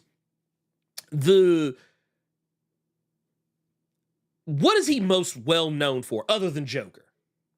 Oh, Hangover. That's why I didn't want to watch the first one. The first Joker was because the motherfucker doing Hangover and doing a Joker movie. Mm-hmm. Oh yes, yes. It was okay. So I'm gonna be completely honest. Because I know you're gonna get to it in a minute. Oh yeah.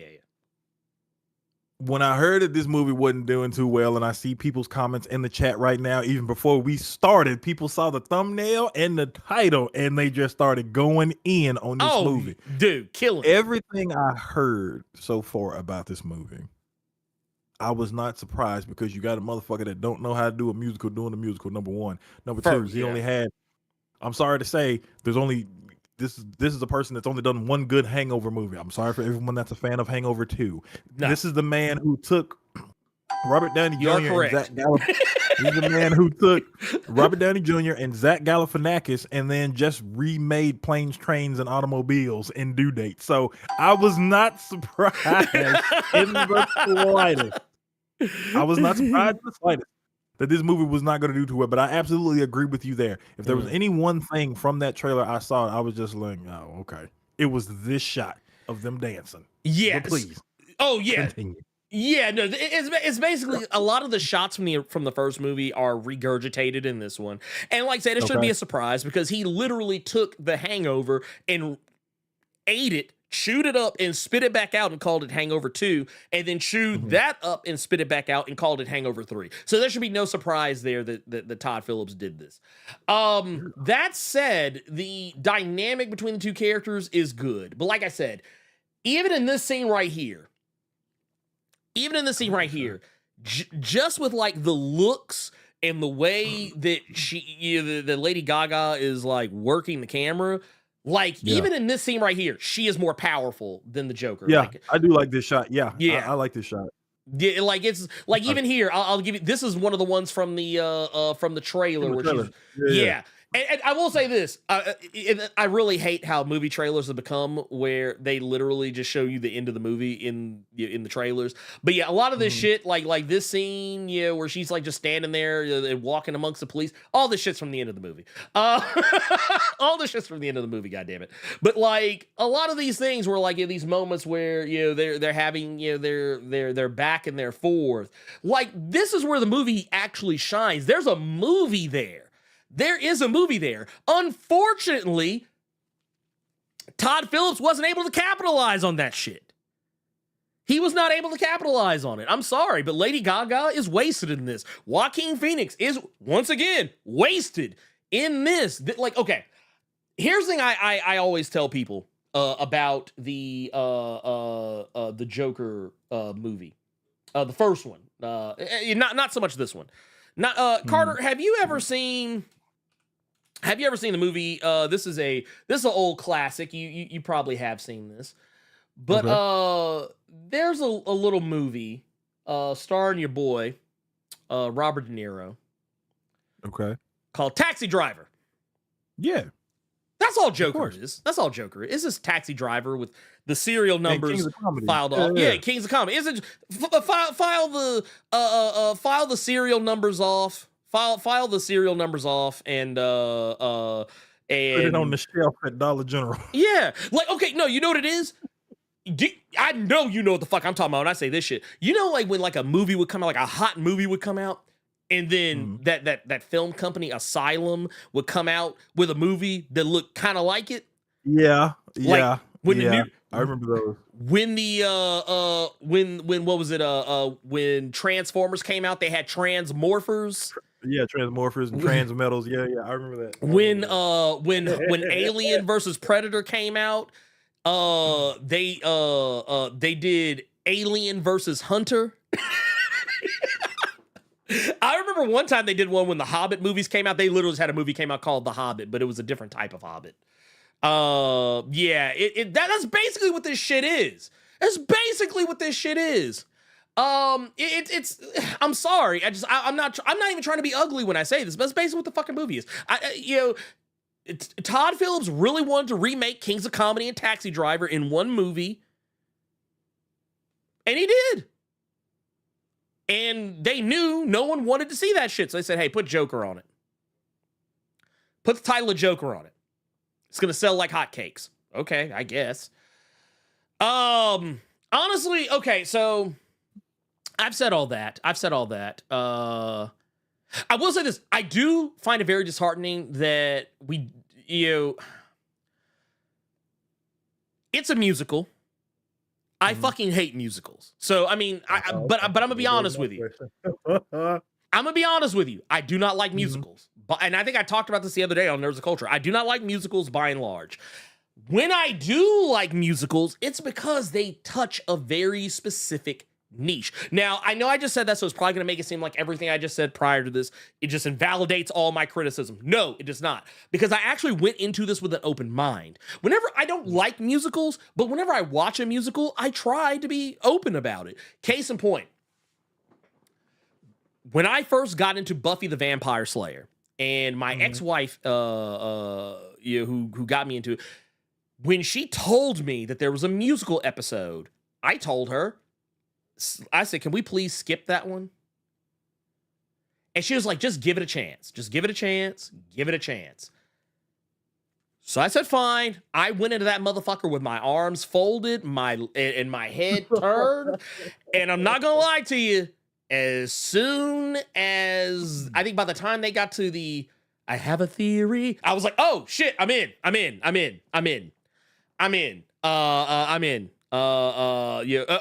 then the bunnies, yeah, it could be bunnies. Yeah, that was it. I was in. And I'll even go, Repo the Genetic Opera, I'm not the hugest fan of. I'm not the hugest fan of that one. We like Repo Men in these. Yeah, I like Repo Men.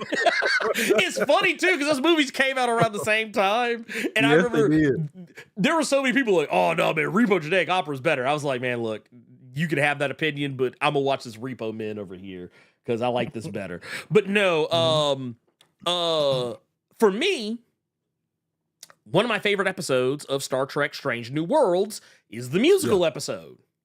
Okay. But that's the thing though. That's what and this is kind of where I'm getting at. It has to be something that speaks to my sensibilities.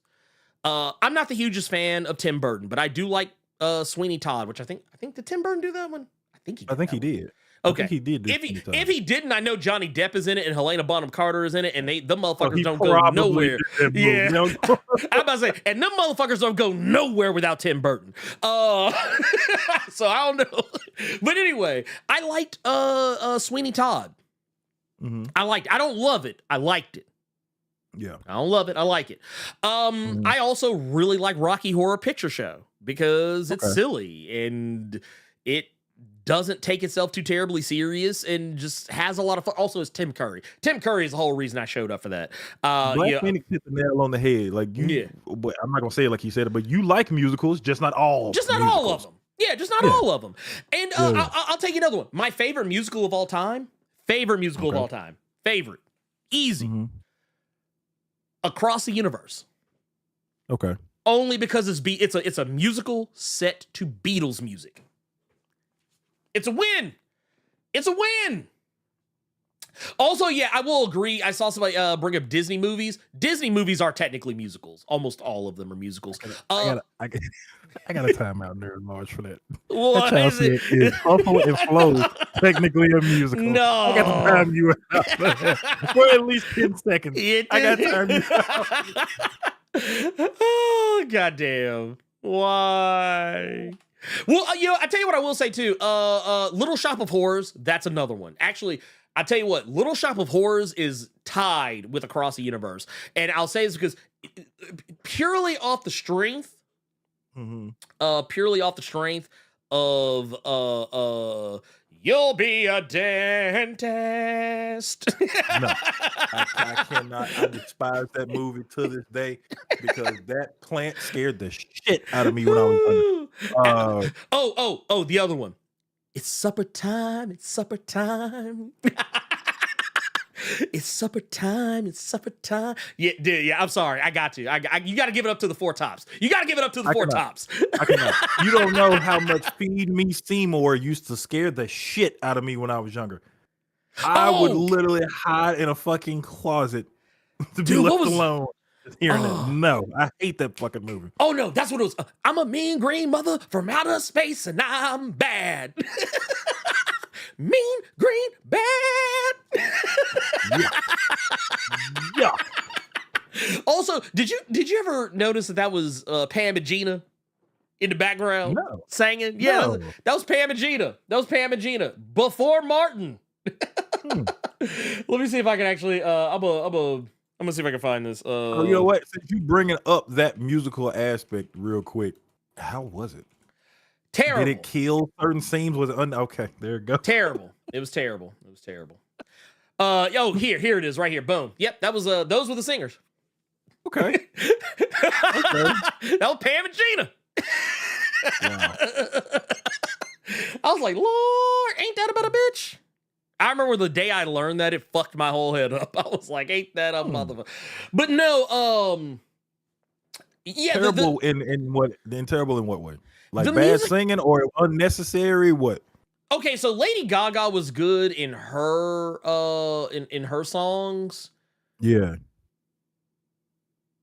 Joaquin Phoenix was sing talking. Okay. Like he was singing in some spots, but like it was mostly him sing talking. Okay. But like, yeah, it was, I don't know, like the songs just weren't very inspired. They sound like generic musical songs, like songs you would hear in some playhouse on the square type shit, like some random no-name musical someone wrote.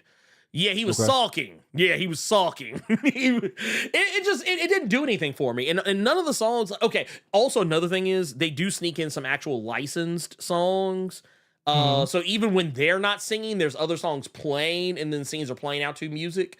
Yeah, I don't know. I wasn't with it. The songs just, they felt so bland. They felt so bland. And not only that, for a movie that's supposed to be a musical, check this out. You guess when the first song comes in. Now, I want to make sure I make this clear. This is a 2-hour and 18-minute movie. Guess how long it takes for the first song to show up? What? 28 minutes. Actually, I counted 28 minutes and 7 seconds. So it's real easy to forget that this is a musical. Okay. If you go in and watch this movie, if you're one of those people like, oh, I heard it was a musical, but I don't know, I'm not hearing any singing. And then next thing you know, you gone through this movie, there's no singing, and 28 minutes in, you're like, what the fuck? 3 songs back to back? Like, actually, I messaged Robo this last night. I was like, dude, because he was asking me about the movie because he was really interested in seeing it.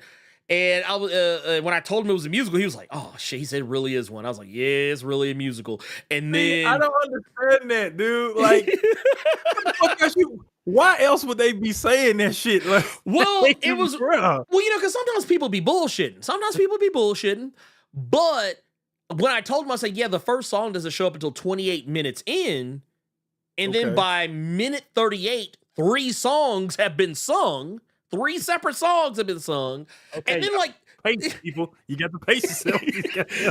like, I'm not gonna lie, this movie, it kind of felt like, Bruh. it kind of felt like 30 minutes in, Todd was like, oh shit, we're supposed to have like songs here.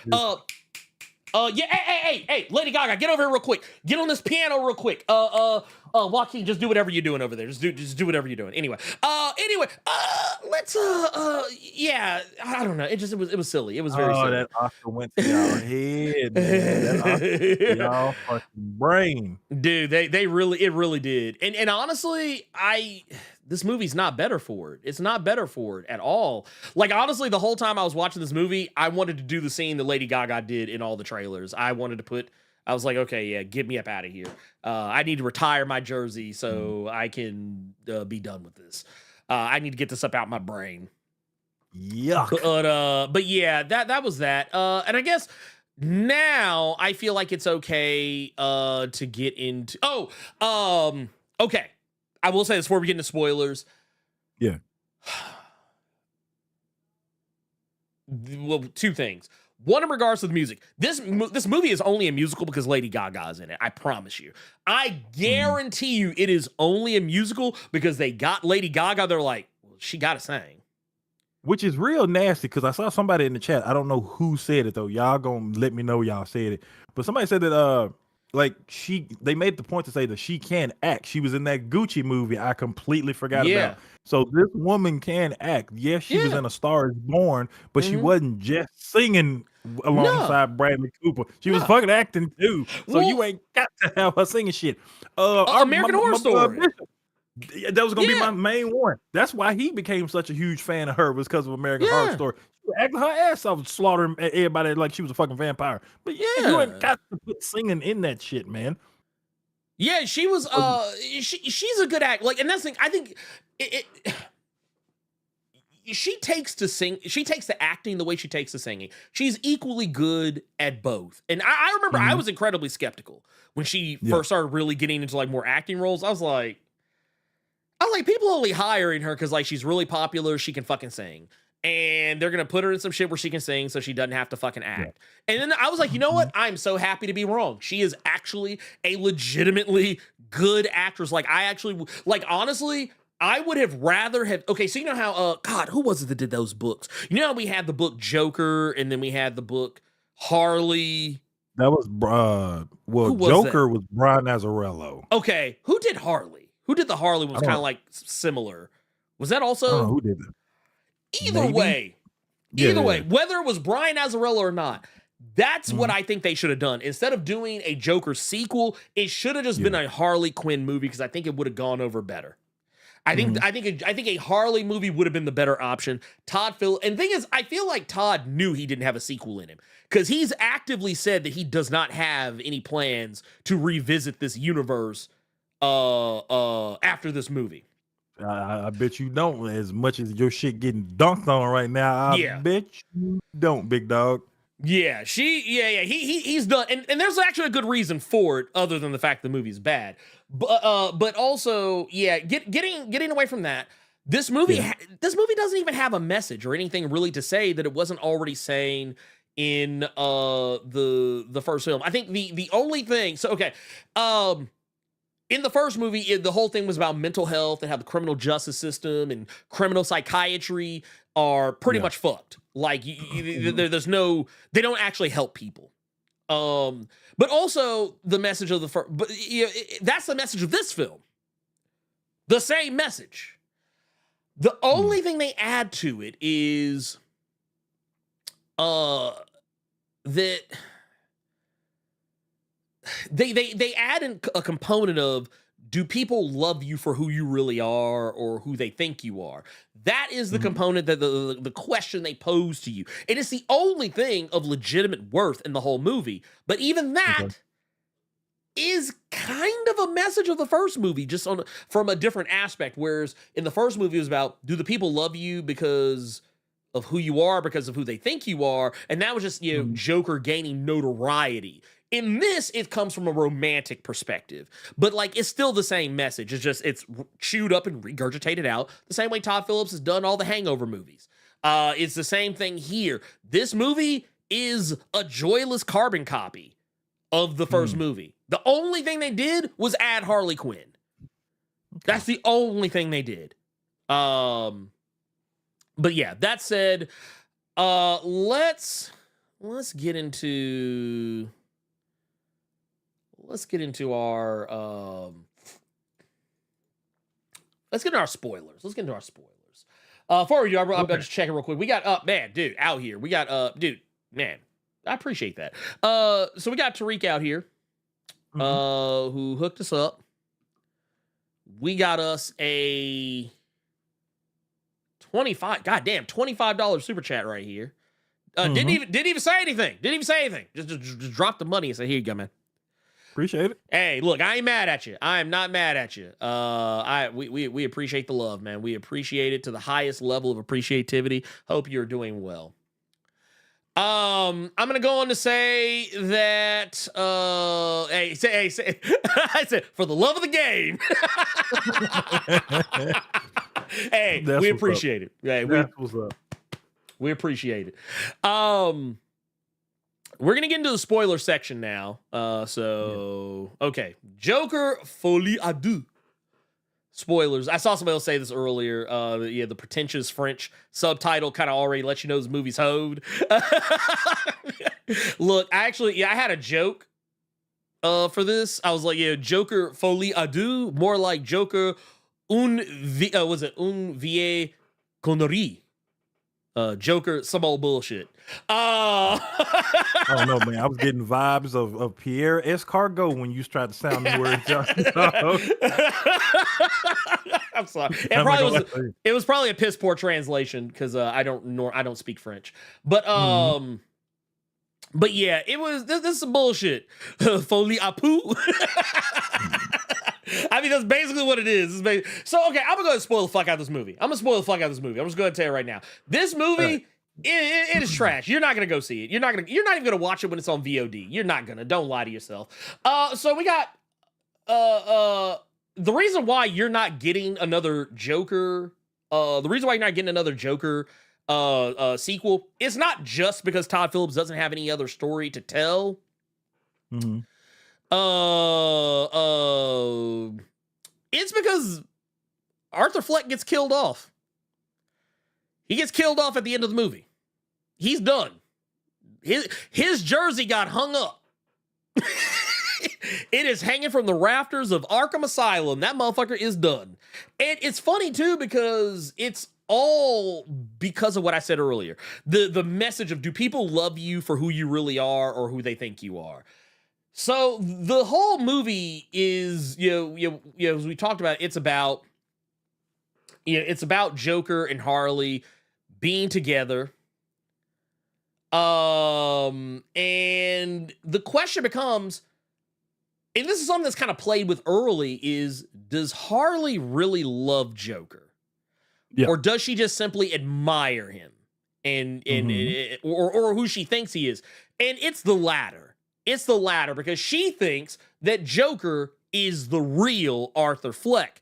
But the movie plays with the notion that maybe Arthur Fleck is just who he thinks people, like Joker's who Arthur thinks people want him to be so that they like him. And then, I will say that is actually, I'll take back, I'll kind of amend a statement I made earlier. That is actually probably the strongest part of the movie other than Lady Gaga. But it's still not handled particularly well because it becomes really obvious if you got eyes to see that Harley is using him. Like when I was watching the movie, I was like, it was never in question whether or not she was using him because it actually comes up when his own fucking lawyer tells him that Harley, because there's a point where they're in they're in the psychiatric ward together, and then all of a sudden Harley's not there anymore. Like she's gone. And you just see her walking around the street and you think, wait, did she escape at some point? We just didn't know it? No, because she self-checked herself in. She checked herself in. She could leave anytime she fucking wanted. And she's not actually, you know, mentally unwell, at least not in the way that she pretends to be. Like, she creates this whole persona. She tells Joker, "Oh yeah, I killed my parents and da da da da da and yada yada yada, and I'm just like you, so on and so forth." No, she wants to be him. She is not him. So she is becoming the person that Arthur Fleck thinks he is when he is Joker, and and she thinks that that's who he really is. So that's why she wants to fuck with him. But the thing is, her parents are alive and well. His fucking lawyer tells her as much, and that she checked herself in. Good shit, Devontre. Good shit, because I was thinking it too. Thank you. It's Yes, punchline. thank you.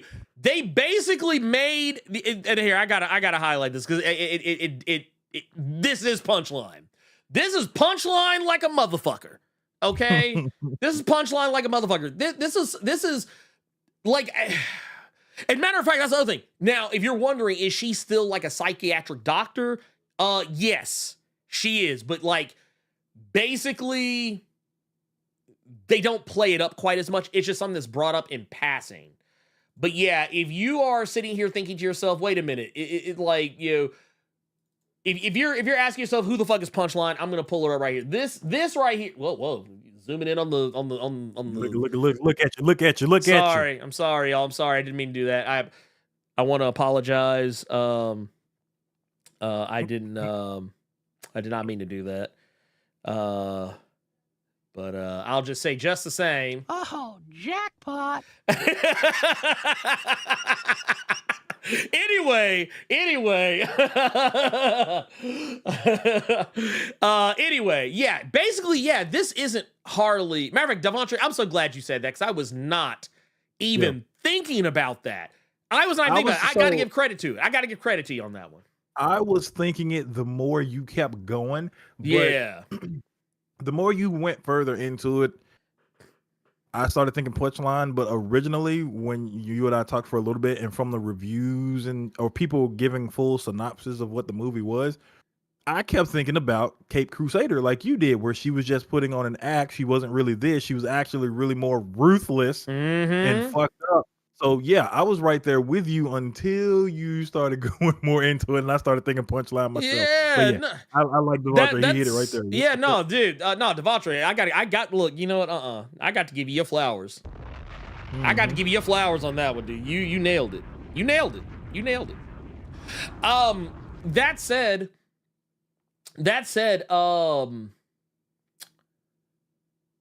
yeah, it just. Basically, yeah, it becomes very obvious real quick that this is a game. A game that leads to one of the most awkward sex scenes I have ever seen committed to celluloid. I'm just going to say right now, it is, oh my God. It was, I can't show it to you. I'll just show you this part right here. But yeah, there's this scene right here where she's giving him the cheeks. Here, I'm sorry, I'm a... Danger. She's giving him the cheeks, and my fucking God, it is the most awkward sex scene, because you're literally watching someone who does not know what the fuck they're doing, having sex with someone who is just kind of there.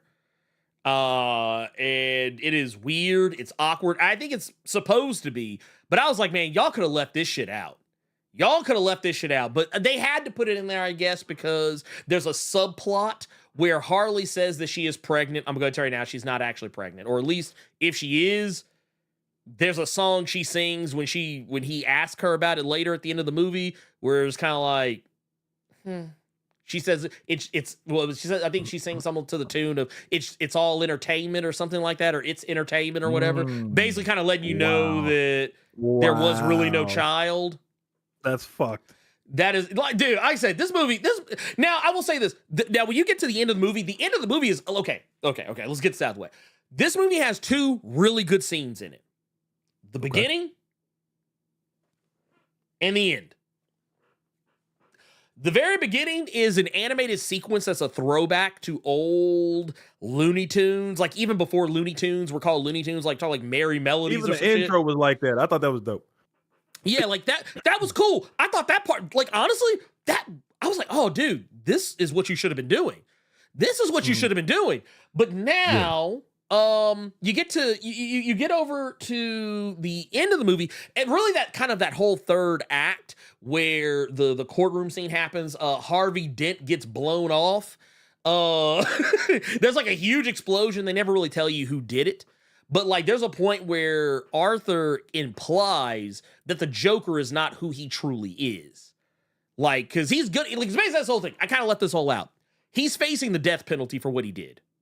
And he's starting to realize as he's going through the motions and the court case. Also, Zazie Beetz makes a return. Her character from the first movie returns to testify on the stand. And little Mr. Puddles shows up as well. But like, there's a point where he's like being his own lawyer. You know what they say? Person who acts as their own lawyer has a fool for a lawyer and an idiot for or idiot for a lawyer and a fool for a client. And that's it's that's exactly what happens here. And he puts on this really weird, dumb Southern accent when he's trying to be a lawyer. I was like, this is so unnecessary. But you get away from all that. He's up against Harvey Dent, the Gotham's top cop, Harvey Dent.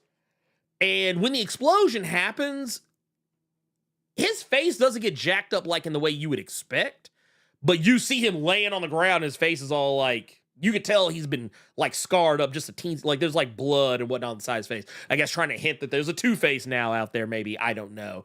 But no, after all of it's said and done, like, yeah, there's some people who like rescue him, get him out of the place, but he ends up going back after he runs it with Harley. And she basically tells him that, she's like, yeah, like, she was like, no, you ain't that dude. I thought you were that dude, but you ain't that dude, so I can't fuck with you no more. And she basically just kind of leaves him to get taken back in by the police.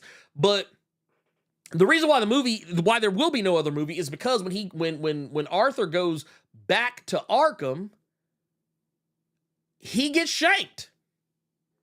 He gets shanked. Is that how he looked when he got shanked? He may as well have. He was look. Why did you pull that up right when you said it? That was disgusting. He was like, ugh. You know what it is too? I think he even made that Kingpin noise. Oh, don't do that. Don't do that. But no, he gets shanked by a random unnamed character in the asylum. And what's funny about it is that it's how Dude does it. He like walks, says, "Hey, Arthur," he's like, "Hey, I got a visitor," and he's like, "No," he's like, "Real quick, I want to tell you a joke." Because that's the whole thing. Everyone keep in the early parts of it, they're like, "Oh, tell a joke." And obviously his jokes are terrible, but this guy wants to tell him a joke, and it's basically like, "Oh, I don't remember the joke, but word for word. But I'll just say as much. It wasn't really so much a joke as it was a warning, a threat of what was about to happen." And basically, Dude tells Arthur, you're gonna get what you deserve, and he shanks the fuck out of Arthur, not because they had any beef, but because this guy looked up to him, and he I guess he felt that Joker turned his back on his fans, basically. Yeah. And then he shanks him. And that's what he said to Robert De Niro in the first movie as well. Yeah. Mm-hmm. Yeah. And that's basically. And now that it makes that Taxi Driver reference even more appalling. Just because the fact that Robert De Niro was in that first movie. I slick forgot he was in that shit. But yeah, he gets killed, and the guy who kills him sits on the ground and takes the same thing he used to shank Joker. And you can't see it clearly because the camera's more focused on Arthur laying on the ground lifeless as he's dying. But you can see in the background, kind of in with a blur on it, you see the guy cutting a smile into his face, kind of implying that there's a new, real Joker. And that is what I kept saying that pissed a lot of people off because they kept saying that you're basically trying to reference Heath Ledger's Joker. Yeah. And that's when people were fucking oh no, they were done. Everything else on them. Yeah. Yeah, they were done after that. They were like, no. They said, get that shit up out of here. Get that shit up Montre, out of if I here. could ban you, I would do it right now. That boy said the three jokers. The three Oh, jokers. Not the three Shut up. jokers. Not the three jokers. But yeah, a lot of people kept saying like, why is he carving it into his face? Basically, like because this movie takes place in like the 80s or something like that, so it couldn't possibly be Heath Ledger's Joker. Right. Why are you doing that? And so you have to ask Todd Phillips, but he probably won't even answer the questions anymore. And it's like, too bad, motherfucker. You shouldn't have did the movie in the first place. But I swear to God, that Oscar went to your head. I guarantee it went to his or whoever at DC said, yeah, let's do a musical for the sequel. Y'all couldn't just sit y'all ass down somewhere. Look.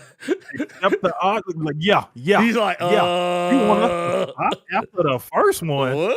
that look right there. He's That like, look right there. Yeah. Oh my God. I'm not gonna lie. I do not like this movie at all. I think I like this movie less than the first one, but someone on Thread said something I thought was very telling. Very telling. Okay. They in reference to the first or actually they had pointed out a review someone gave of the first Joker movie. And they said basically it was to the tune of, to someone who has never swam in an ocean, a pool would seem deep. That's what they said about the first Joker movie, because people say, oh, it's so deep. Oh, it has this message. And it's like, yeah, if you've never seen better movies, like if you've never seen better movies, of course it seems deep. But something I saw was that because everybody was talking about this sequel, one dude said, wait a minute, why are we acting like the first one was just this box office smash? That was a solid flick that Joaquin Phoenix, because of his great acting, got the Oscar. Because somebody else was saying, like, that's the point a lot of people need to remember, because they were saying that Oscar went to Todd Phillips' head, even though his movie didn't get an Oscar. Right. Joaquin Phoenix, for acting in the movie, got the Oscar. The first Joker was not this huge, absolutely phenomenal film. It was a solid flick that a lot of people went and saw just because of all the drama that was surrounding it. That's why. And then it became what it became. So it reminds me of like the Morbius shit, where you thought all those Morbius memes and shit gave you all the stroke and gave you all the ego to, yeah, we gonna put this motherfucker back in theaters, and it didn't go too well. But it's funny to me because you know what's crazy? The movie, I think on the thumbnail it says 33%. That shit didn't drop. It didn't drop some more. It's now 32. Someone actually made a joke on Thread saying that finally people can agree on something. Because usually when you see shit like this, the tomato meter says one, the popcorn meter says something else. The audience score is usually higher than the critic score, or the critic score is higher than the audience score. In this, them motherfuckers neck and neck. They said finally the critics and the audiences can agree on some shit for once. But I want to point this out, like right here. Critic consensus says Joaquin Phoenix's eponymous Joker takes a stand in a sequel that dances around while the story remains still. Although Lady Gaga's wild card energy gives Folie some verve. And the audiences say a broken Joker and his lady's voice provide Folie with enough kindling to keep a tepid fire burning for the clown prince of crime. They're basically all saying this movie's mid as fuck. But I would go a step further and say it's not good at all. I don't think they're good at all.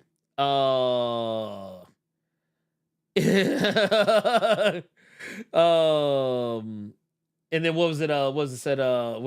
Someone on here says, let's see. Here, actually, I'm gonna go back to this. It says the best thing I can say about it is that it clearly does not take marketing as it's conventionally understood into consideration.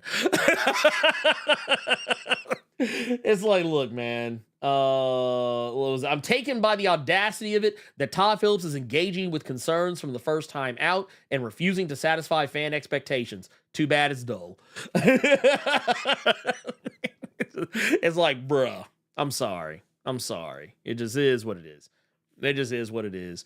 But yeah, it's not good. It's not good. So y'all can let that shit go. Let it go. I guess Carter, do you want to get into do we want to get into our oh yeah, we got our recommendations. Our recommendations. Yeah. It's what my we recommending for the good. Yeah, what we recommending for the good people this week? Oh man, I got a special one. This is a here, I'm pulling this up as we speak, so forgive me.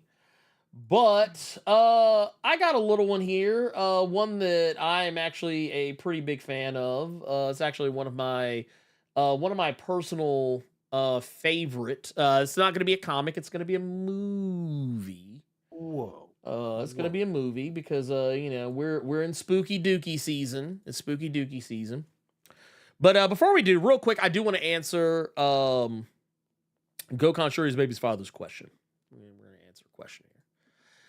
We got one here, says, with the $5, says, somewhere in that universe, Bruce is sad and Jason smiling, crying tears of joy. Wait.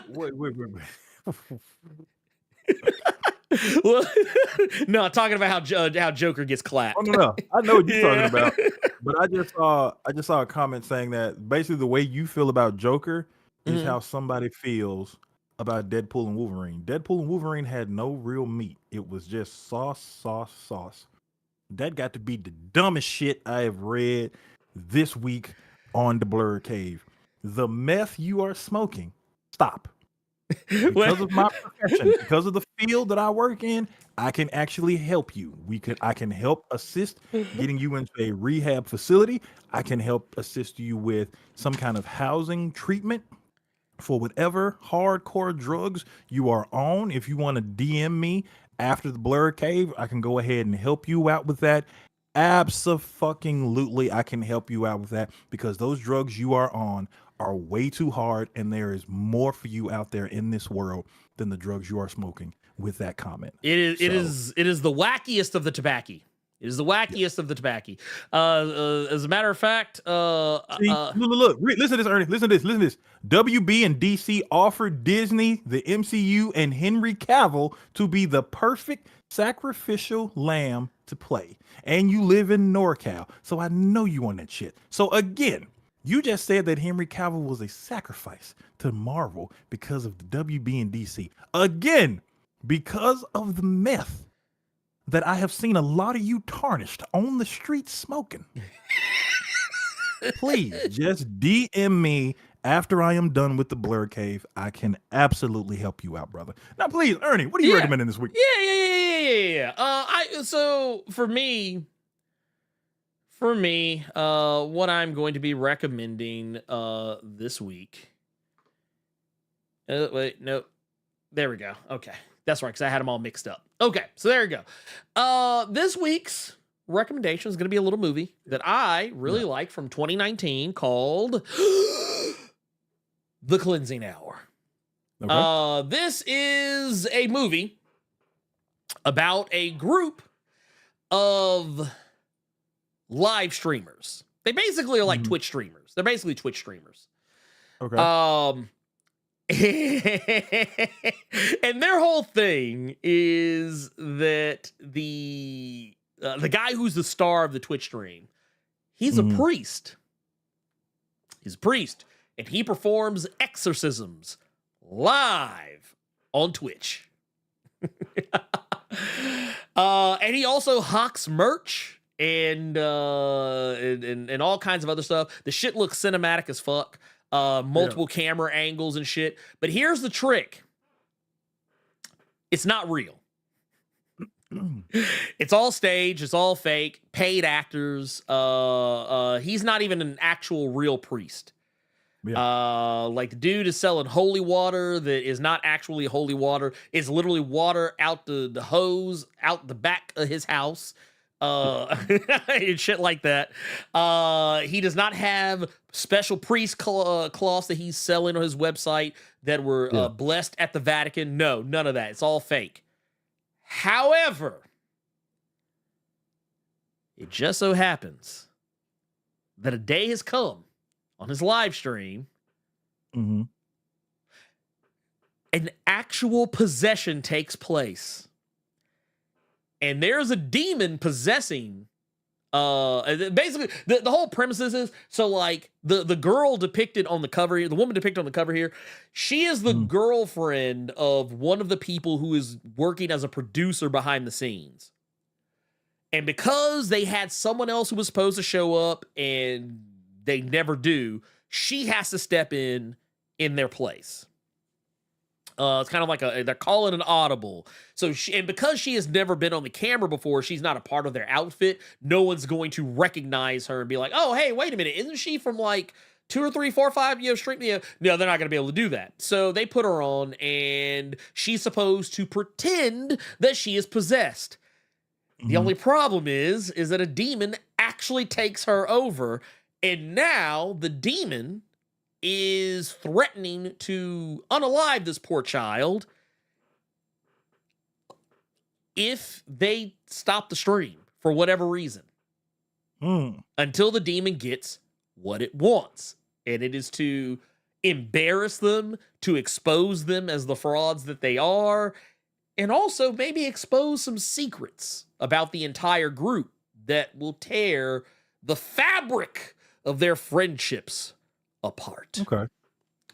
It's a really good movie. It's a really good movie. It sounds like on paper, it sounds kind of silly. I totally would give you that. But the demon who is possessing that girl, fucking hilarious. Fucking hilarious. I highly recommend it. It is a Shudder exclusive, though I do think you can find it on other platforms maybe, but it's a movie I thoroughly enjoy. It's one of those kind of, what's the best way to put it? Like, it's one of those types of movies that it doesn't take itself so seriously. Like, it knows how to kind of play with the premise of what it's doing, and also kind of shows you the scope of a social media influencer's reach. But yeah, it's really good. It's called The Cleansing Hour. The Cleansing Hour. Like I said, very good. Shout out to Beatmaster in the chat. That fool said 1 million bits or she gets it. I mean, well, here's like I can't even replicate the demon's voice. But like it's because not because it's like super demonic or anything, but like they do put some like bass and like some filters on it. But like the woman who does the voice, because like basically it's not the woman who is sitting in the chair. Like it's someone else who's like dubbing in, and dude, it's perfect. It is so fucking perfect. Because you had your moment last week where you went off on the therapist. All right, listen. I have to talk back to the Tarnished. He's talking about Henry Cavill, and he's saying, how dare they hood hop a hero from a rival fandom, studio, franchise, and brand. Stan Lee is spinning torpedoes in his grave. He says there is no meth necessary to care about how Deadpool and Wolverine could have connected X-Men 2 to the MCU. And he then says that he came here because we are black nerds. Let me tell you something. Black nerds have nothing to do with the meth and the crack that you are on right now, young man. I'm going to say it again.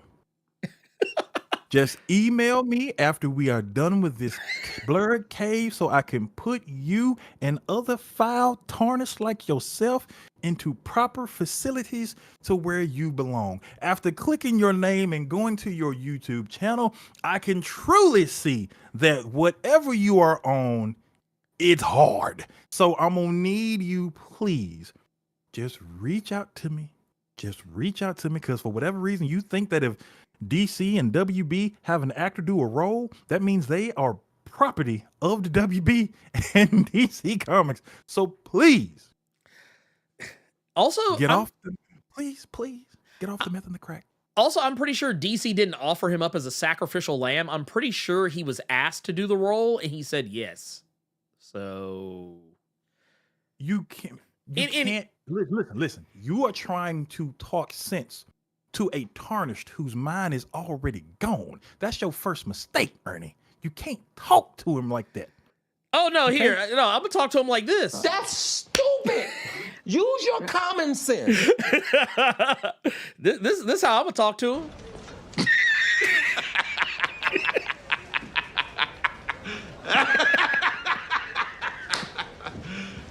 You serious? That's how I'm gonna talk to him. I mean, shit. I mean, look. I love that man's acting, but he will always be Jay Jonah to me. I'm sorry. Oh, He was too 100%. good in that fucking role. He was too good in that role, man. It just, I'm sorry, like, I'm sorry. Nobody is out here putting guns to people's heads and forcing them. There's no universe where Warner Brothers and DC put a gun to Cavill's head and said, yeah, pimp, you ain't Superman no more. Go be Wolverine for 2 seconds in the Deadpool Wolverine movie. That did not happen. That did not happen. And also, Stan Lee doesn't care. There is no Marvel versus DC rivalry. The only people who care about that dumbass shit are the fans. Do you not know that the people in Marvel and DC are friends with each other? They all work together. He's saying the Calvary cameo was a scapegoat and Mr. Sinister should have been in X-Men The Last Stand. I done told you, you can't talk sense to these parties. And you always laugh at me.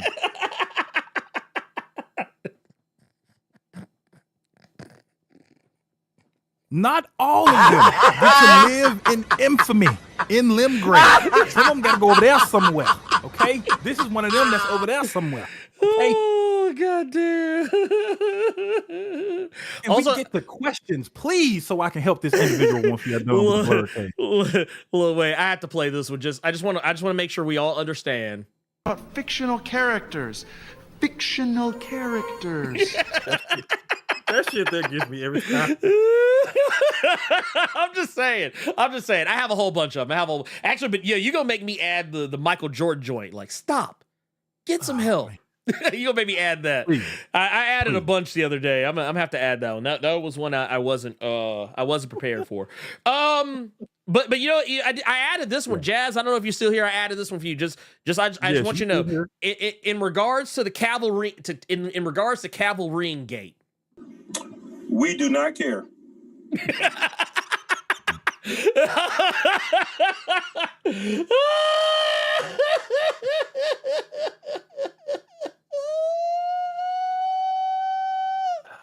Oh, anyway. I had to do it. Oh, Coach Kiki. He's like, we don't care. We do not care. There you go. Can't say I didn't do it. Oh, boy. Can't say I did not do it. You know, here, I want to see something real quick. I just want to see if Go ahead, brother. Go ahead. Let's see here. I'm just trying to see if I actually got it in here. I don't know. I thought I put it in here. I probably didn't. It's probably in a different one that I have not set up.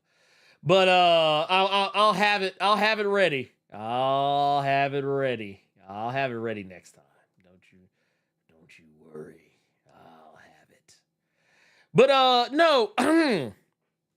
That said, the Steve he's I'm empty in the vault. Like, hey, I don't get to use these as often as I would like. Let's get into questions from the Discord. Yep. Let me refresh. We have 5. Oh, okay. All right. Let's go. We actually have 5. All right. This first question we got from Qdoma reads, what 2 video games, in your opinion, blurb it out here. Yes. What 2 video games put many of today's movies to shame? Ooh, in terms of, assuming in terms of cinematic quality. Who knows? He didn't put that in the question. Okay. Well, I tell you what. Oh my God, why does this thing keep failing? Uh-oh.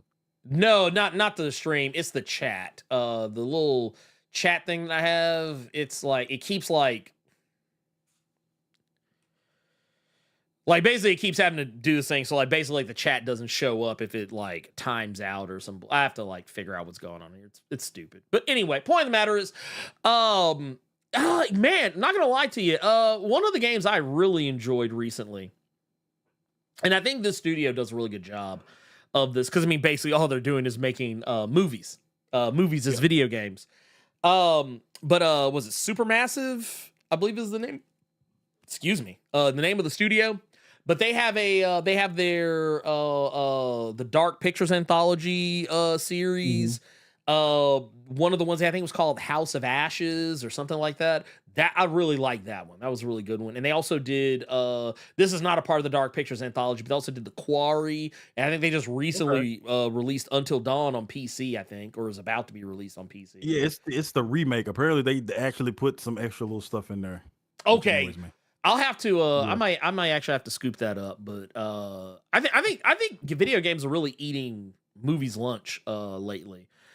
Ghost of Tsushima, because I know that's been in the zeitgeist for a little bit, especially because of the recent news about Ghost of Yote. Ghost of Tsushima is a cinematic game for your ass. To the point where you can put that bitch in black and white with the film grain. Right? Dude, that shit's wild. That shit is wild, I tells you. So yeah, I think that. Yeah, I think that that and what was another one? That's another. Not so much in terms of cinematicness, but just in terms of just. Well, no, I won't use it. This is not really a good example for like games, kind of being on that same level, being on that same tier, that echelon. But yeah, no, dude, there's some good ones out there. There's some good ones out there, but those are the two that kind of pop up in my head first. Okay. Stuff like that. Okay, dope. What else we got? We got another one here from Christian Rapper. This is the one you and I were talking about earlier. Gotcha. How do you guys feel about heroes forgetting their powers due to PIS? What the fuck does PIS mean, Ernie? Plot-induced stupidity. There you go. So I actually have to think about it for a second. Yeah. So people, when y'all put shit like that in the questions, explain what it is. This shit means. I had to look it up. But once I saw it, I was like, oh, okay, gotcha. Oh, yeah. Once I looked it up, I was like, okay. Yeah. I was like, so yeah, how do you feel about heroes forgetting certain stuff? I talk about it sometimes in my videos and like other things. It's honestly, it's such a common narrative device that here's the thing. And I've said this in some videos before. If everyone did everything they possibly could in every single situation, there would be no story. Or you'd have to come up with something different, or you'd have to here's what you have. You would either have to manufacture a situation where a character temporarily forgets what they're capable of, or you would have to manufacture a situation that is so contrived that it's like, okay, you went well and out of your way to make it so that this is infallible. Like, there's a way to do it and there's a way not to do it. But here's the thing. It depends on the situation. Some of the examples that Christian Rapper gave, like the House of Brainiac thing with Lois, that one was kind of silly. Like, why wouldn't Superman just zip right in there? He has the ability to do so. We've literally seen Superman do all kinds of weird ass crazy shit, and sometimes he just acts like, oh yeah, I forgot I could do that. All kind of, and we've also seen other instances where case in point, in regards to manufacturing the situation so that it cannot be so easily undone.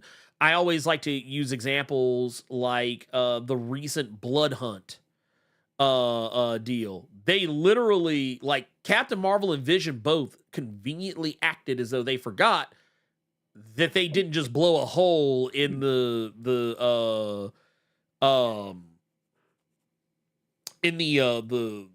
Dark Force sphere that was surrounding the Earth. And not only that, they also conveniently acted like characters like Firestar and Monica Rambeau didn't exist. It's like, dude, these characters easily could have just cleaned this whole thing up. Easy. Same thing happened during King in Black. It's like, so we know that symbiotes are weak against lightning and electricity. Why and I think Storm technically tried to at one point, but like, it's like, why do we not have all the electricity based people not lighting these motherfuckers up in mass? It's because you'd have no story. It's the same thing I say about horror movies. If they don't go in the house, there is no movie. If they don't check on that strange noise, there is no movie. If they don't, if they don't look behind them, there is no movie. So yeah, I just that's kind of my mentality. That's kind of my mentality on it. Let's see. Okay, I'm gonna have to pick one here. Here we'll do this here because this makes more sense. There, that makes infinitely more sense as a question. So we're gonna say that one. There we go. Actually, yeah, because I see a couple in here. Okay, so here we go. Oh, okay. You're talking about in the chat. Okay, in the chat. No, I'm looking at the chat. Yeah. I'm saving questions. For the chat. We're on the same page now. But yeah, that's my thought on that. There you go. Okay. Here's another one from Trap Got Thanos. With Joker 2 going out sad, do you think it adds pressure to James Gunn's Superman movie? No, in no way, shape, or form. That shit is over there somewhere. If it's not successful, it is over there somewhere. If it is successful, it's over there somewhere, just like the Batman was. So no, there is no pressure on him to try to get people's attention off of the Joker, because more people's attention is going to be on Todd Phillips and the Joker than anything else that's going on. And because it's not a main thing, part of James Gunn stuff, that man ain't got nothing to worry about. Superman is still putting on his boots while folks are catching it from that big ass eye in the background. James Gunn is fine. I actually made that joke the other day. I said, man, Superman ain't even got his boots on yet, and folks were already making tweets and posts on threads about how the DCU needs to be saved. Can the Penguin save the DCU? Oh my God. And then there was other people saying that, Robert Pattinson's Batman is going to become a part of the DCU. It has already been made explicitly clear none of that shit is a part of the DCU. None of it. Go ahead. Go ahead, shoot. Can't y'all just shut the fuck up and just enjoy good media sometimes? Nothing has to go to this or go to this. I'm pretty sure a lot of you goofy ass content creators could make up better material than playing with people's heads like this is going to be a thing that happens just so y'all can put that in the title and stretch out a fucking video to 10 minutes. Can't y'all just let shit be? If it's good, cool. If it ain't, cool. Just let it be its own thing without you trying to figure out some goofy ass way to try to combine X, Y with 1 and 2. Don't be Calico, okay? Don't be the tarnish that Devontae just timed out for 300 seconds for no damn reason. Don't be a tarnished. Don't. Leave the drug alone. The only drug y'all need to be on is whatever chemicals are in these comics when y'all be smelling them pages. I know some of you weirdos be doing it. Just live. The only drug y'all need to be on is comics and life and significant others and puppies and babies that like to laugh at shit. Just live like that, dog. Live like that. Message. Thank you. We got another one here. Oh, go ahead. No. All I was gonna say is that do yourself a favor. And this is for everybody. Mm-hmm. If you see shit like that on social media, block them because they won't stop. That shit will keep showing up on your feed. I see shit like that, I just hit block. Done. Move on with my day. If you all see that shit on YouTube, you can hit them 3 dots. I do it every morning at work. Do not recommend channel. Don't hit not interested because it's still going to show you that same bullshit you don't like from other people. Just do not recommend channel. Thank you. Period. Because that shit happened to me yesterday. So I was scrolling through my YouTube feed and some video kind of to the similar effect. And I was just like, boop, boop, done. Yep. We got another one here. Yep. Let's see. Was this Inhuman? Inhuman. Says, do you think in the upcoming Magic series that she will look like she did during the Dead X-Men? I think it's a possibility since her Dark Child is coming back. Wait a minute. You read all the Dead X-Men. You know more than I do.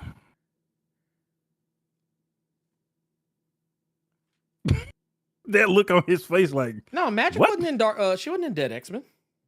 Ooh. No, Inhuman? Yeah, she wasn't in that. I mean, if she What you was, want she now? was. It was a blink and you'll miss it. Okay. I mean, look, wait. Hey. It's better to look. But so the Dead X-Men,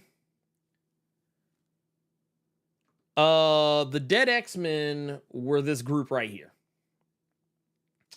So that was Jubilee, Frenzy, Cannonball, Dazzler, and Prodigy. But we can't Magic even was answer this question. Yeah, Magic was not on the squad. But oh, wait a minute. I think I you know what? Never mind. I think I know. Uh-oh. I think I know what he's talking. I think I know what Inhuman's talking about. Okay. I'm thinking about being on the team. I think there is actually a point. I can't remember off the top of my head. I think there is a point where she shows up, but it's not like as a member of the team. It's like some shit's going on and like you can kind of see her in the background of some shit, I think. Yeah. I think that's what it is. But like it was something that didn't even register on my radar, if that tells you. Yeah. If that tells you how little I thought of it. I think it might have been in the first issue, I think, maybe. I'm not gonna lie, I don't really have much of a memory of Dead X-Men because man, that book did us dirty as fuck. I'm not gonna hold you. I'm not gonna fucking hold you. That book did us dirty in a motherfucker. I'm not gonna, man. I'm not gonna. I feel like that era of Apocalypse kind of blow that book out of the water, dog. Man, what? You ain't wrong. Yeah, you ain't wrong, man. Man, sorry. I got. You know what? Hold on. Wait a minute. Yeah, let me be quiet. I'm gonna be quiet. I'm not gonna be that person today. All right. I'm not gonna be that person today. From the Discord, from the homie Melvin. Yes, so sir. We'll know that this question makes some goddamn sense. Good evening, B and C, attorney at law and comics. We would be terrible lawyers. Man, look, we would be like Nelson and Murdoch, always on the brink of going out of business. Oh yeah. Well, if we were the practice would be shut down after 3 episodes. Fuck out of here. Oh, dog. Oh god. The homie Melvin, he's saying he's thinking, what media, whether it's social, comics, or movies, needs a complete restart? Man, honestly, social media. Social media is fucked. Social media is fucked. And I say that with all the love in the world. It is fucked. It is man. In the words of the late Norm Macdonald, reviewers are calling it everything from shit to fucking shit. Yeah, it's everything from shit to fucking shit. It's social media needs a rework. Like we need that new 52 energy on we need that new 52 energy on social media. We need to just act as though the original universe never happened. And we moving on some new shit. It is cooked. It is cooked. It is done. Because the thing is, for one, there's so many people that don't know how to use social media properly. There's also so many people that just are saying all kind of wild shit on social media because they want to get famous. People like, okay, we live in a fucked up world where the Huck to a Girl got a goddamn podcast now called Talk to Her. Come on now.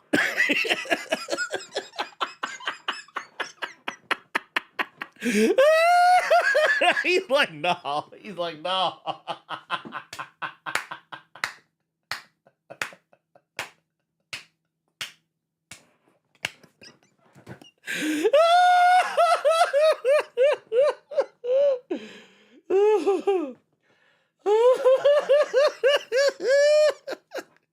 I'm sorry, y'all. Dude, I'm sorry. She is, and here's the thing: I'm not hating on old girl. Get your paper. But the thing is, that's how far we have fallen as a society. Is that is a thing. That is a thing. People are actually listening to that shit. But no, I'll just say this. Yeah, social media, 110 million%. Let's go on to let's actually here, I want to see something real quick. I want to see, do we have any yeah, we do. So yeah, we're gonna do this. We're gonna take a look over at our we got some super chats here I want to hit real quick before we move on to questions from the chat, just to simplify some things. We got one here from LP3 with the 5, says, just wanted to shout out AEW's Swerve Strickland for having his own DC comic on the way. Keep winning, black man. Oh yeah, shit. That is actually wild to me. Like, okay, so for those who don't know, Swerve is probably one of the few wrestlers in WWE or AEW, yeah, any promotion really, who had a gimmick that was actually for real. Like, and what I mean by that is, you know how like, people always want to talk about, oh man, a rapper, wrestler, yeah, John Cena. So it's funny to me that we've had other wrestlers come along as well, like more recently, like Max Caster, who can actually rap. He can actually battle rap. Dude's good. Solid as fuck.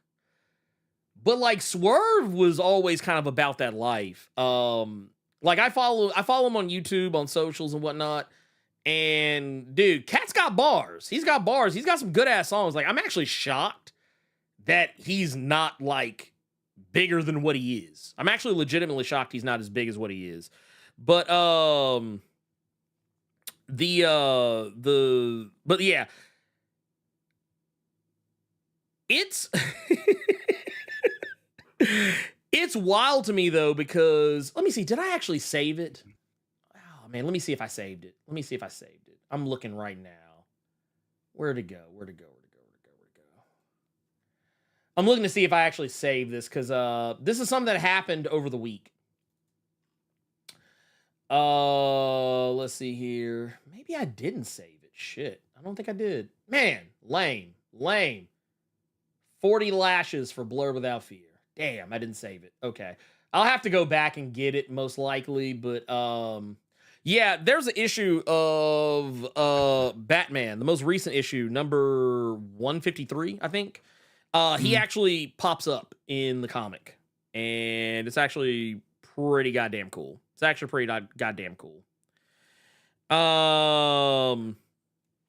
But yeah, dude, it like I said, man, love to see it. Oh, wait, so you got it on the Discord? Okay, yeah, I'm gonna pull that up.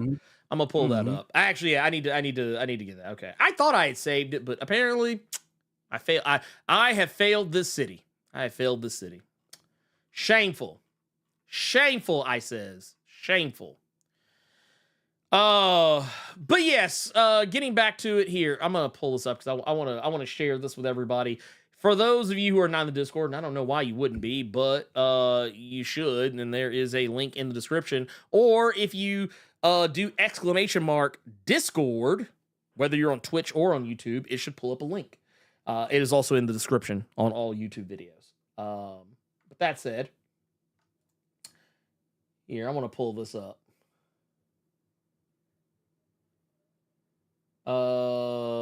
Let's see here. There we go. So I hate how Twitter cuts stuff.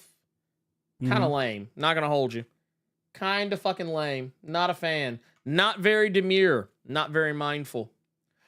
Let's see here. Here we go. Bam. This is old Swerve in the House of Strickland out here. And then we also got, like, which, by the way, I thought this was pretty goddamn cool. Pretty goddamn cool, if I do say so myself. And Swerve's actually a really good wrestler, too. Dude's pretty damn amazing. But yeah, we get this little story. You get a little, we get a little something over here. I like it. It's actually really cool. Also, for a split second, I had to look and see. I was like, man, did they put Hangman in there? Did they show him a bus Hangman upside his head? But yeah, it's good. It's good shit. It's actually legitimately good shit. Highly recommend.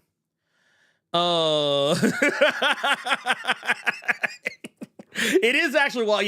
Yeah. A black man having a beef with a dude called the Hangman. Like, you know what? I'm actually happy he said that, because for a good while, I thought that was that dude's whole goddamn gimmick. Because in New Japan, he used to come out with like the lynch shit noose, around his neck, the noose. So I'm like, what the fuck is this? The first time I saw it. I was real deal. It was just like, I was clutching my fucking pearls for a second. I'm like, wait, what the fuck? Look, I'm not gonna hold you. Then that transition into him just sit, which I thought was kind of nasty, but it was before COVID. He just walked when he came out to do his entrance. He would just grab somebody's beer and start drinking. And just start drinking it here. Yeah, like, it's kind of nasty to just be drinking after somebody you never met before. I mean, he did that shit in Memphis. When they were here in Memphis, technically Olive Branch, but yeah, close enough. But yeah, they when he snatched somebody big gulp. He snatched somebody big gulp and tore that motherfucker up. Somewhere, Stone Cold, look, Stone Cold Steve Austin said, I would never. I promise. He said, the motherfucker better be some cans. Into that big gulp. You got me fucked up. Look. I will take an unopened Steve Wise before I just drink after some random motherfucker in Olive Branch, Mississippi. Ain't no way. Oh, no. Steve Austin saw Hangman do that shit the first time and was like... He said, no, sir. No, sir. Not on my watch. Not on my watch. But no, we've also got... Here, we also got Tyrone Graves with the $2 says, what up, BNC? Will Kid Omega become Omega Man? Shh. Not if Sabretooth got anything to say about it. That motherfucker is still on that man's dreams. That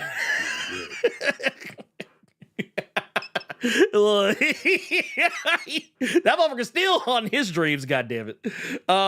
Let's see. We're going to get into questions from the chat, though. Let's get into questions from the chat. But I will say, just to go back to them just real quick, I don't know if he'll ever become the Omega Man, but I mean, I think at some point, Kid Omega, he got to age up at some point, right? He got to age up at some point. Get him out That's bad. That's bad. That's who they keeping as a kid. Not Damien and John and them. No. Keep Kid Omega. Yeah, Kid Omega. Which is weird too, because like because of Ryan Stegman's art style, he looks like, that's the thing I feel no one's talking about. Everybody's focused on Cyclops, but Kid Omega looks like a lot younger now than what he was like during the Krakoa era. But Ernie, Krakoa still took place. That's the same Kid Omega, big dog. The same one that died like 11 times. But we got LP3 here with a question. It says, are there any comics in the humor genre that you've enjoyed this year? I'm looking for a recommendation. In the humor category. From what we said last week, the missionary was goddamn hilarious with that. Yeah. I mean, you ain't wrong. Honestly, humor is a blind spot for me on comics. Because usually the comics I read that are funny, they're funny because of it's the bug, not the feature of the comic. I would say, speaking of the missionary, the Schlub, while technically not a funny, like a comedy, it kind of is on some level. More of a dark comedy. I'm trying to think of. No, this isn't really a comedy either, because technically it's a dark. Well, you can make a case for being a dark comedy, like dark satirical comedy. Oh, Barfly, the Minor Threats Barfly. It's technically a comedy, a dark comedy to be sure. Yeah, okay, I guess you guys have figured me out. I'm a dark comedy guy. Yeah, I'm sorry. Yeah, that's all I got. That's all I really got. I do know, because I see Elite telling me in the chat. I know that what the fuck is Survival Street? It did come out. I just hadn't read it yet. I have. It's pretty good. It's pretty good. Okay. Yeah, Survival Street. Yeah. That Survival Street, Radical Left. It's funny. I actually made a little short for it, but I have not put it out yet. I need to get on that. I have a lot of because someone asked me today, "Are you going to do the?" I think it was Don Heim asked me if I was going to do the Phoenix number 3 video, and I was like, I said, "Yeah." The fucked up part is I actually planned to, and I just forgot about it, which is just a wild and nasty thing to say out loud. But there's so much shit that is going on. And I'm trying to like juggle a lot of things, and I'm just not doing it very well. But yes, there's that. But yeah, I would say the Schlub. That would be the one I would maybe throw out there. That's the closest I can get to a comedic book. Mm-hmm. Everything else I'm having difficulty. Like I'm drawing a lot of blanks. Okay. You know what? Technically, Quantum and Woody is kind of a comedic story. I mean, it's also serious at points too, but it is also a comedy. It's like it's a comedy in so much the same way that Lethal Weapon is technically a comedy, or that Beverly Hills Cop is technically a comedy, as opposed to an action movie. That's kind of how I would look at it. Yeah, you can look at it that way. We've also got John Stewart says, did you get to see Transformers 1? No, I still have not seen it yet. The plan was to go see it yesterday because I was like, I'll watch Joker on the high seas and I'll go see Transformers in theaters today. And then I just never saw Transformers in theaters. I didn't get tied up in a bunch of bullshit, so yeah, I apologize. I'm gonna try and see it this weekend, and then maybe I'll be able to give you a clear answer. We also got one here from Bill. Says, question, will you save a complete review of Agatha All Along when all the episodes come out? Yes, most likely. Honestly, I haven't really talked about, we haven't really talked about Agatha much, not but for lack of desire to, but just because I didn't have anything to say. Like I said, we'll talk more about Agatha once it wraps up, or unless something crazy happens. But so far, it's just been a very enjoyable show with 2 of my favorite ladies in it. Really, 4, if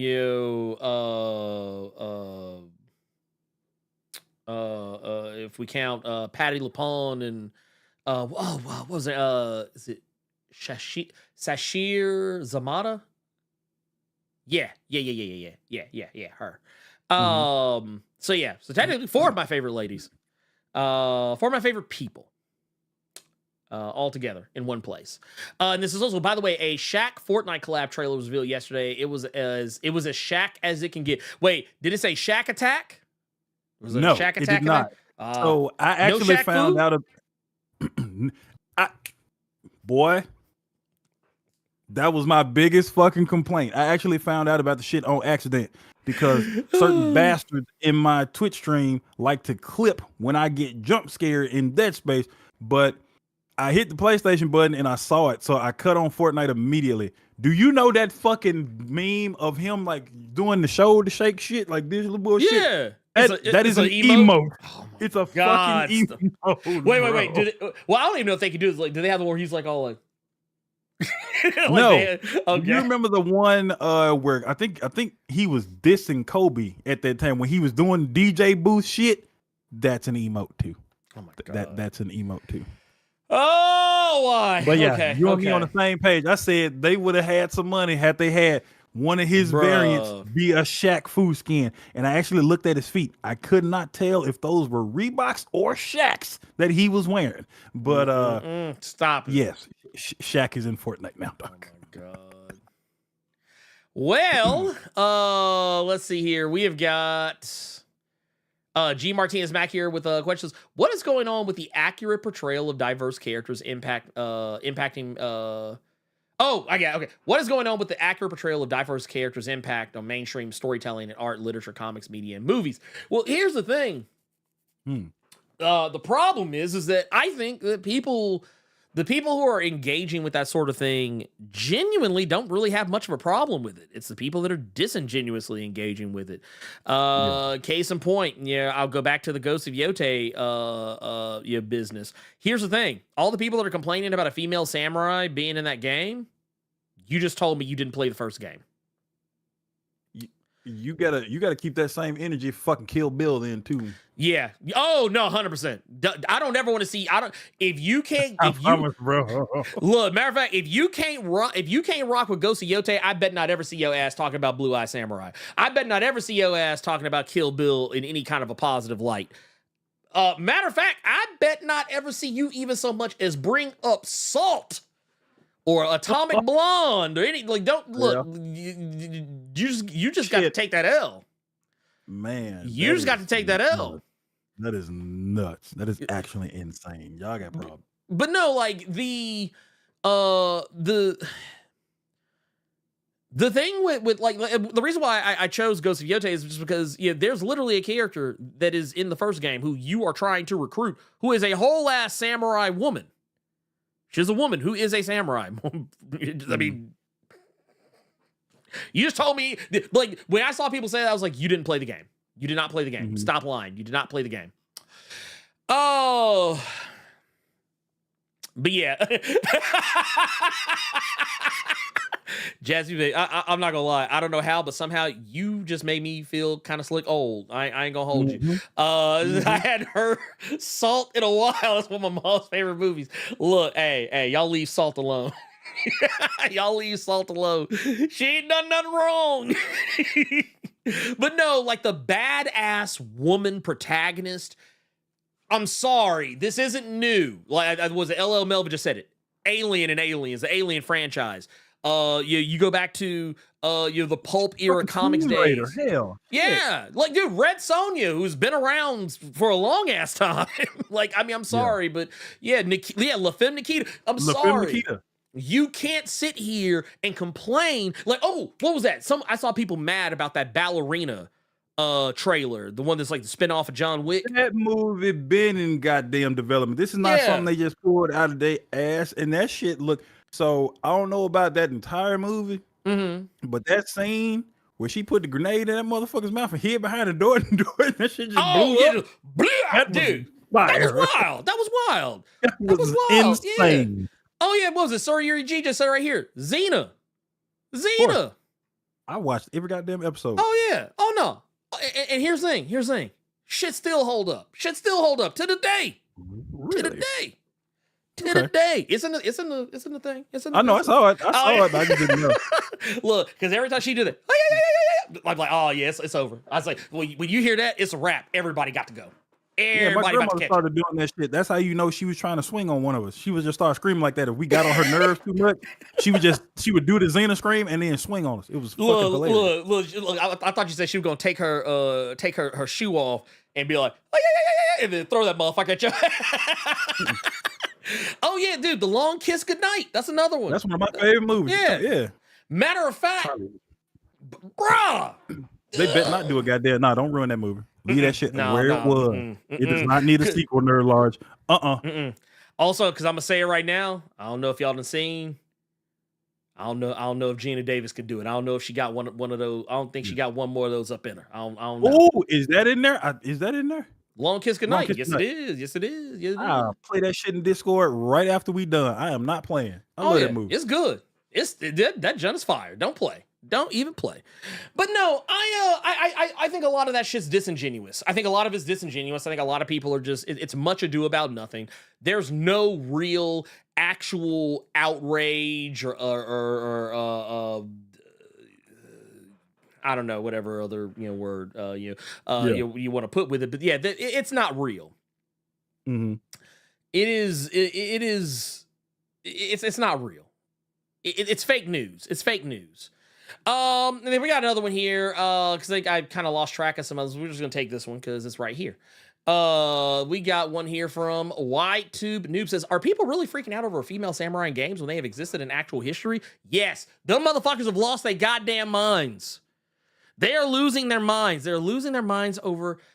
Okay, here's the real problem. I think it actually has less to do with the fact, and you know, I might be giving people a little too much credit. I'll go ahead and I'll cop to that right now. I might be giving away just a hair too much fucking credit. However, what they're really angry about, I think, is not so much that it is a female samurai or woman samurai. It's who is playing the samurai that I think they're angry about.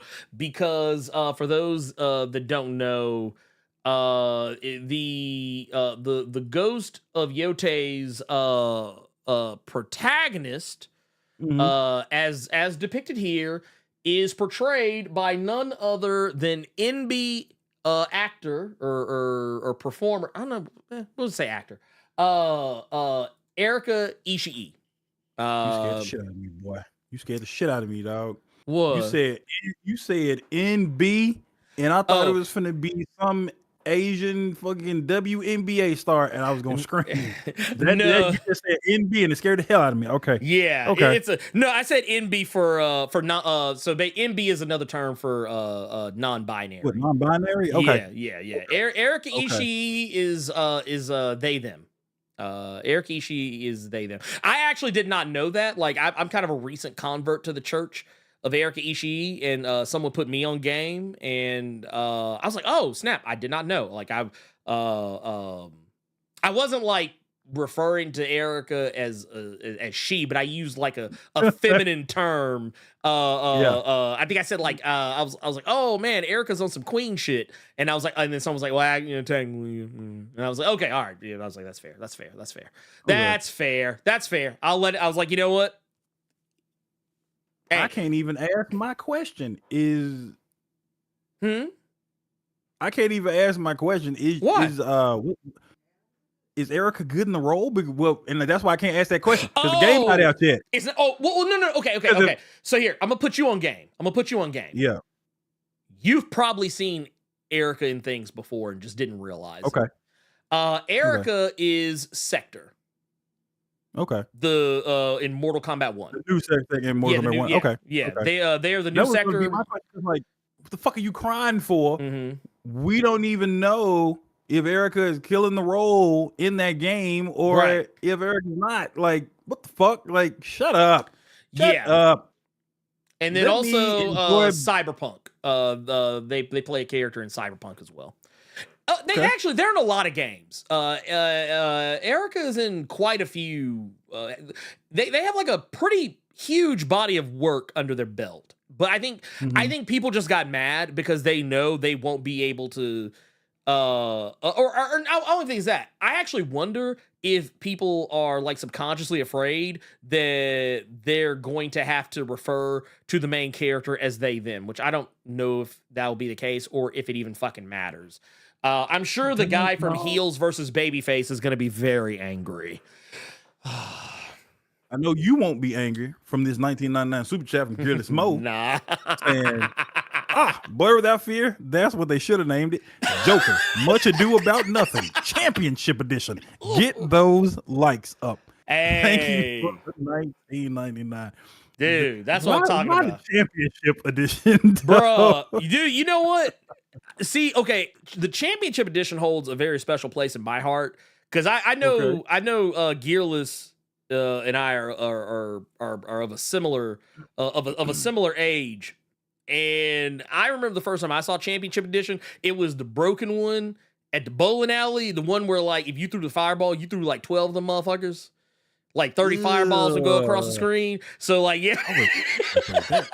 What bowling alley was that in Memphis had Rainbow Edition? Oh man, it was I don't know if you will remember this. So like, do you remember where like so like over by University of Memphis, like Park Avenue? Okay. Yes. There where that Cats used to be. There was that shopping center across from it, and there was like a Hancock's Fabrics, and there was a bowling alley used to be right next to it. and that was where it was. It was in that bowling alley. But like, yeah, if you threw a fireball, you threw like 40 of them hoes.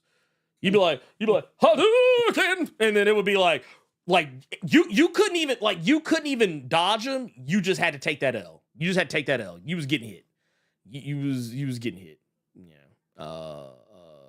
It was what it was at that point. It was what it was at that point. Lord, my baby just sending me all kind of videos. Lord. Lord. But no, what I was gonna say real quick, while it's fresh on me head. Yeah.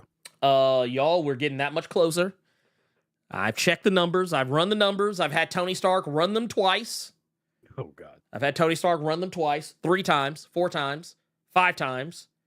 For those of you, that's a Storm reference. Some of you, actually, that actually was what I probably should have recommended, but I felt my video probably said enough. But I told y'all Maria was cooking. But no, we ran the numbers, ran them twice.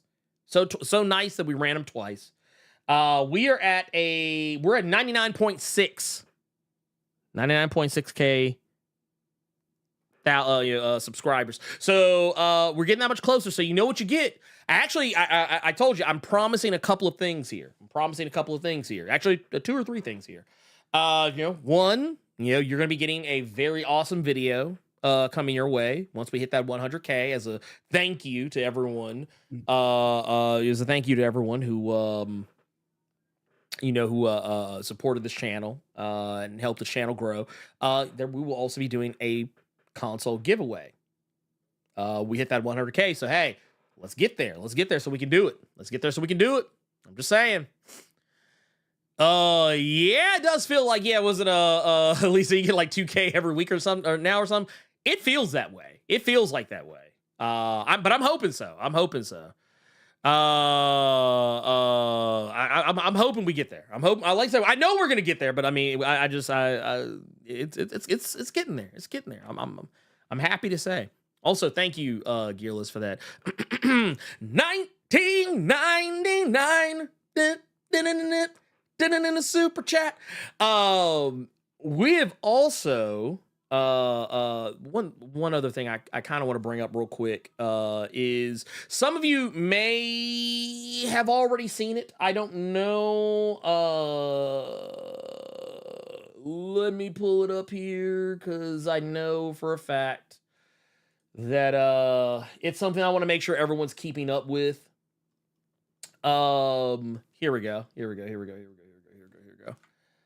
Booyah. So, I mean, obviously, we're live right now, so ignore that.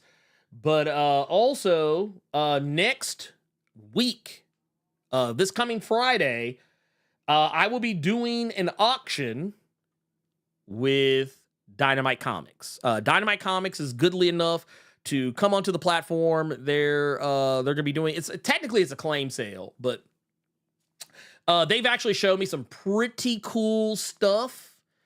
They're going to be auctioning off actually some of the comics you see in the thumbnail, like the Detective Comics, the Red Sonja, the Black Panther, the Gargoyle stuff, all that whatnot, Batman stuff, related stuff, whatever. All that those are going to be things that are actually going to be on the auction. There's also some other stuff. It's not just going to be Dynamite Comics, so there will technically be probably a pretty decent amount of different Dynamite comic stuff, but there's also going to be like plenty of other comics. So yeah, I'm just putting that out there. Make sure that you go to the stream. Make sure you click to notify so that way you don't miss it. But yeah, it's just gonna be me tripping with the team behind a lot of the not the creative team, but like the people just who working behind the scenes to make a lot of the awesome stuff that happens at Dynamite Comics happen. As a matter of fact, Nick Barucci, who is like the head man in charge, he's very likely going to be there. I don't know if he'll be there for the whole thing, but he'll be there to chit chat, and we'll be just kind of shooting the shit, talking. They've also got some preliminary art. And I think I'll have to, I'm going to pull this up actually, just cause I really want y'all to see it. But, I am under the impression, because they sent me a lot of stuff to show y'all. They sent me a lot of stuff to show y'all. Every time you oh, talking about all the tabs I got open. Yeah, I apologize, y'all. Let me look. I'm out of pocket. I'm actually shocked that my shit has not shut all the way the fuck down. I'm terrified to have as many fucking tabs open as he does. Yeah, look, let me. That is an interesting email I just received. I'll have to look into that. We'll look at that later. Okay. So here's what I got. I'm gonna pull. You know what? I don't want to give away too. Nah, I got Don't give you. away the store, dog. No. I'm doing it. I want to show some stuff off. I got to. You know what? I'm gonna show y'all a little inside math. Here. We'll actually do it like this. Here's one of the things that'll be on there, most likely. Ooh. Sanford Green. Jonathan Hickman's Doom #1. Right there. Looks like G.I. Joe, Real American Hero. Let's see. Transform. I'm not gonna lie, y'all. I might have to fight y'all motherfuckers. For this one. I might have to whoop somebody ass. We got a Venom. Got a Venom right here. This is one of the variants right here. I think is this one? I think this has got to be the Al Ewing and Ram V. Yeah. Also got a Harley Quinn back from the Infinite Frontier. This is another. I think this is a variant as well. I believe. I'm not 100% certain. I believe it is. Also got Batman. Robin Lives. Got one of those on here.